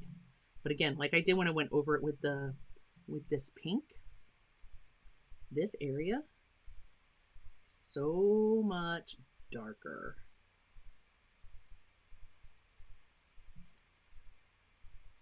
You definitely have to be brave and just go for it. Trust me, it's going to look okay. Pulling some of that through. I'm going to take, I know this has some of the black in it. As I come down here, I'm not going to worry about that. I am going to bring a little bit more. There we go. You see, I just brought a little bit more of that rose in, and grab some water. There we go. So now it's diluted. If I question the color, I can just tap it along the side. I'm tapping it on the side of my reference to see how it matches.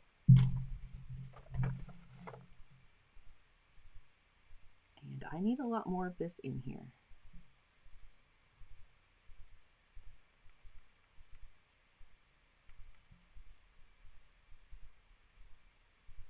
I also want this right here to be a little darker.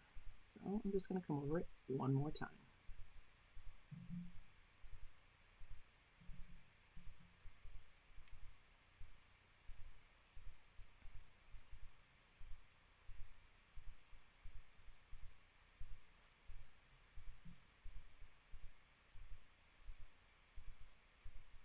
Don't cover everything.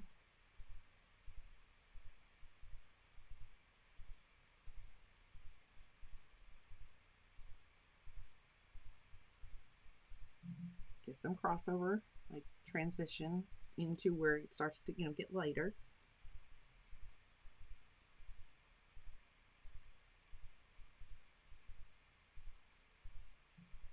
We're almost there.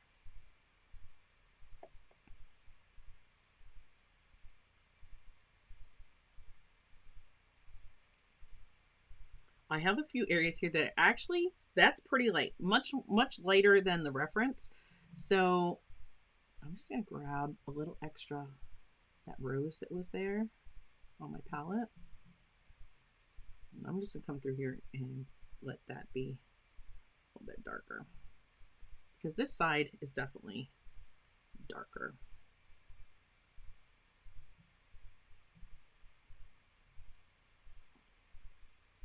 I think there's some glue on the edge of this paper. It wasn't quite going, or it just wasn't wet enough to move there. Okay. Back in with my darker. Still isn't dark enough, guys. I'm about to I'm getting this in, but I am about to really make some dark, bolder marks, and that is going to finish us off.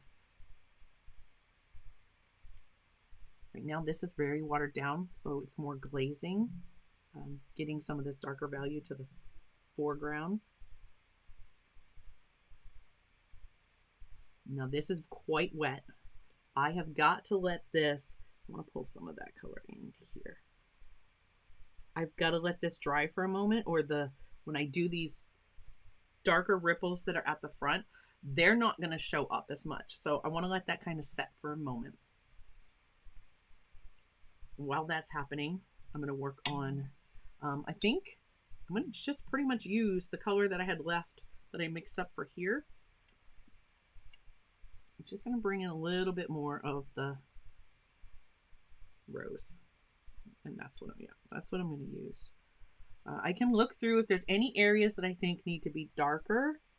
While I'm waiting for that, I can touch those.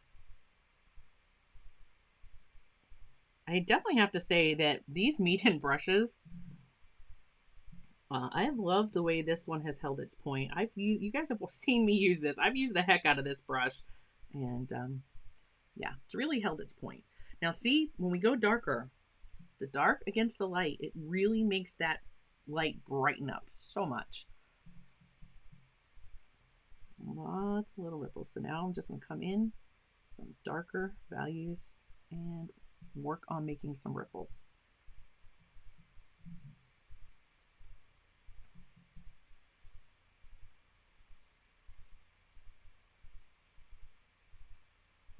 I want them to be staggered.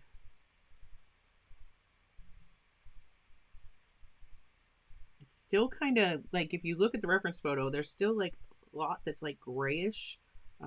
We don't have really dark, but not till it gets here. And I'm just going to kind of give a test run here with one of these. All right, we might be able to get that. It doesn't look like it's moving too much. So I'm just going to come in and put some ripples through my water. If you find that it's kind of bleeding out a little bit too much, just wait. That's moving a little bit more than I think it should.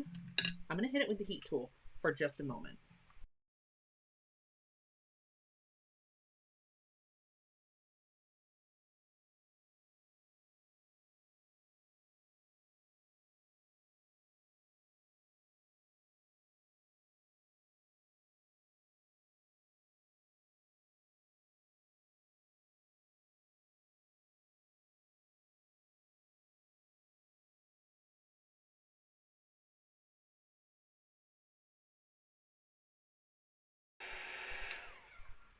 Yes.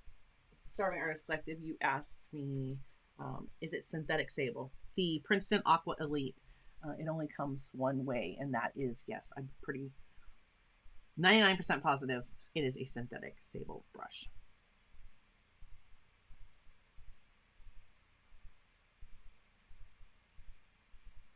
Okay. Now, let's get, just looking at my reference. Right, so I can get some similarities.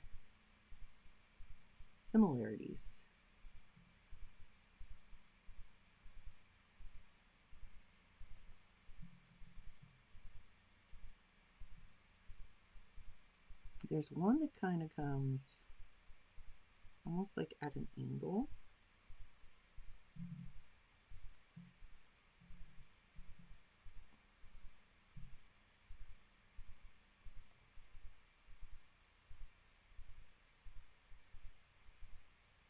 A few other marks there.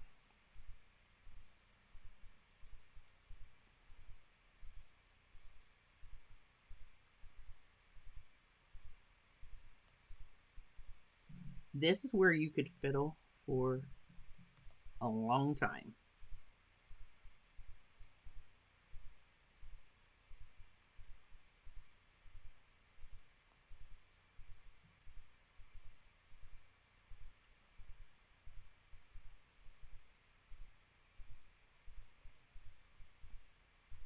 I need to darken up some of these.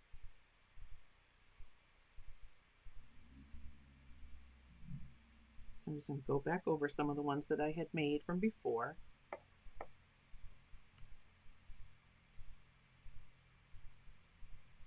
Because we need some to be darker.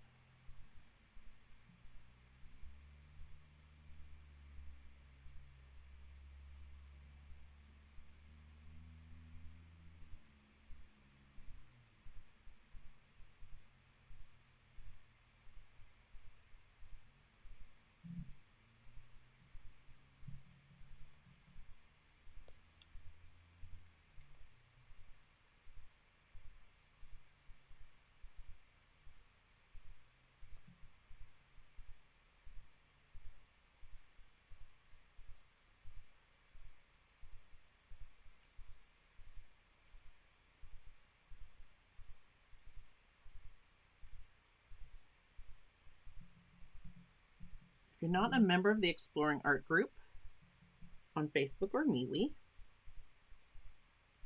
I definitely invite you to come on over there and join us. If you paint this, please share your work.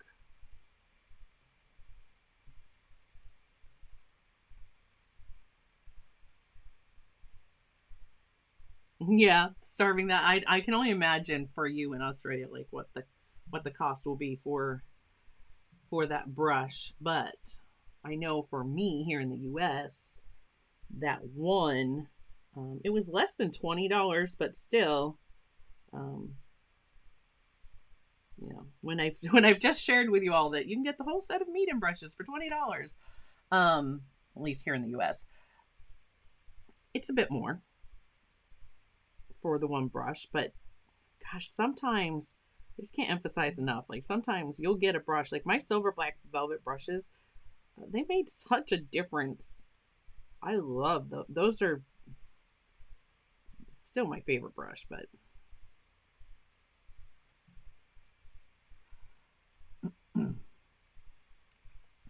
just need a little more. Just working on my final.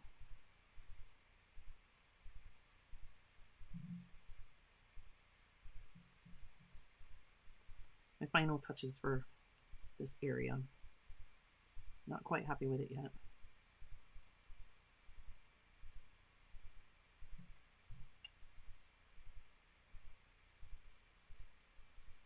I just say how clean my clean water still is.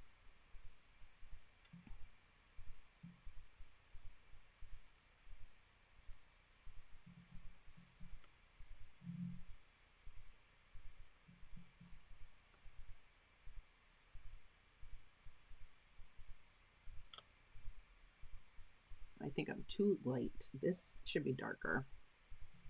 There's too much. And I think that's what's bothering me. That was like too bright right there.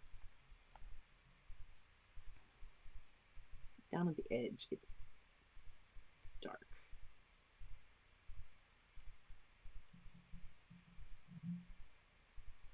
Oh my goodness, wow. Wow. That is a big difference for you in Australia versus what we pay here in the US. Isn't that crazy? How much it can vary depending on where you live. It's sad too.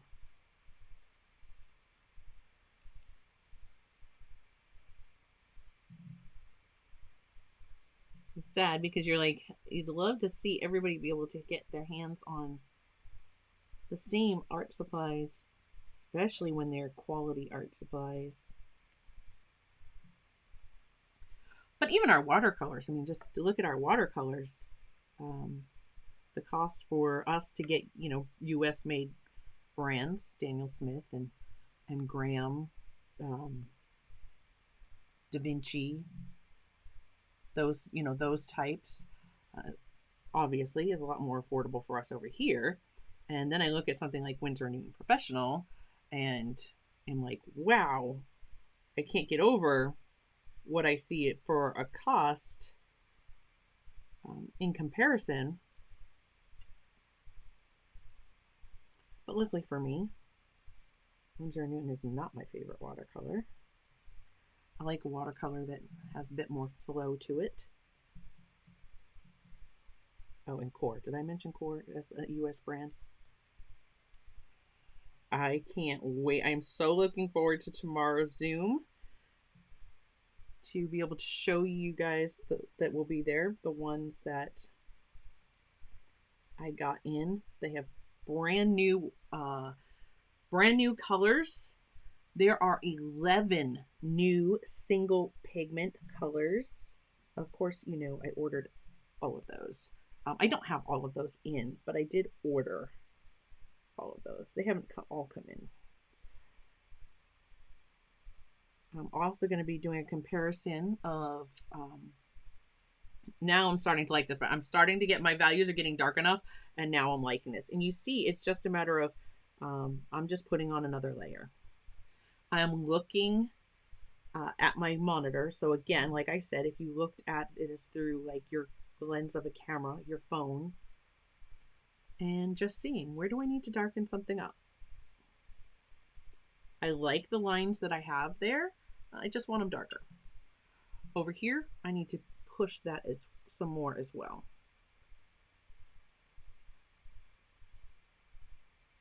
And there we go.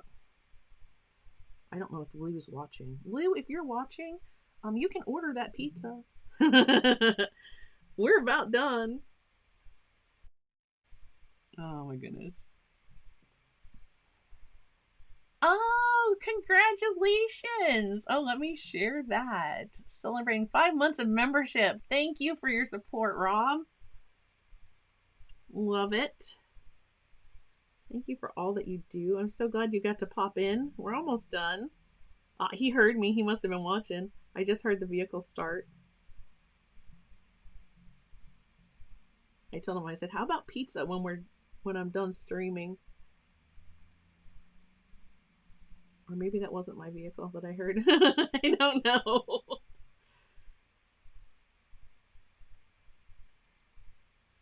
Look at that. See, once we darken it up, what a difference.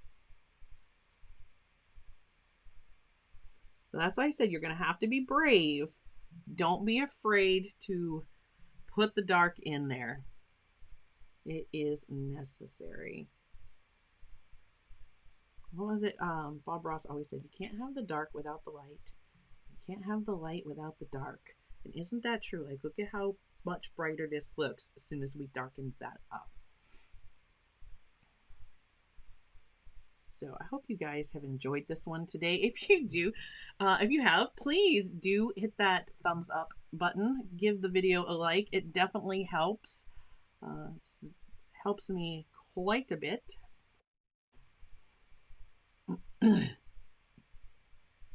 Yay! Welcome, Dolphin Soul. Yes, one of our newest patrons. Love it. Happy birthday. Oh, I almost forgot. It was yesterday Dolphin Soul's birthday. Everybody join me in wishing her a very happy birthday. Happy birthday!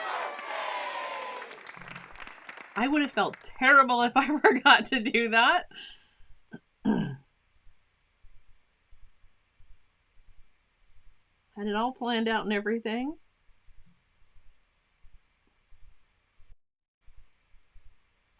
There we go. Oh, look at that. I'm very, very pleased with that now. Very pleased. Okay, if you painted along, I absolutely would love to see what you created. Again, oh, what do you guys think? This was my first attempt, and here's today's. I definitely, one of the things that I said was I wanted to amp up the saturation in it. I think I achieved that. I definitely wanted to really focus on getting some of those lights brighter and the colors bolder. And so I think I definitely achieved that. I like it. I really am liking today's version. Again, if you painted along, please tag me. I want to see them. If you're not a member, excuse me, if you're not a member of the art group, I just popped that back up. It's right down in the center of the bottom center of your screen. either on MeWe or Facebook. I cross post to both. Don't forget, free. There's a 7-day free trial right now for Patreon. I wish YouTube would let us do it with memberships here on YouTube as well, because I would run it on both, but I can only run it on Patreon. The tiers are identical, whether you choose Patreon or you choose YouTube. That's just a matter of your preference. But on Patreon, 7-day free trial, and that's going to give you access to the very first episode the series I just launched. I can't wait to see patrons starting to paint along with me on that. It gives you access to Discord. If you're not already a member, we have a lot of fun on Discord. I post a ton of behind the scenes. So if you want behind the scenes, if you want access to the new video series that I'm doing just for patrons, and the live Zoom sessions, live chats every Friday. So tomorrow morning, I have a live chat. We kind of text chat. It's on Discord.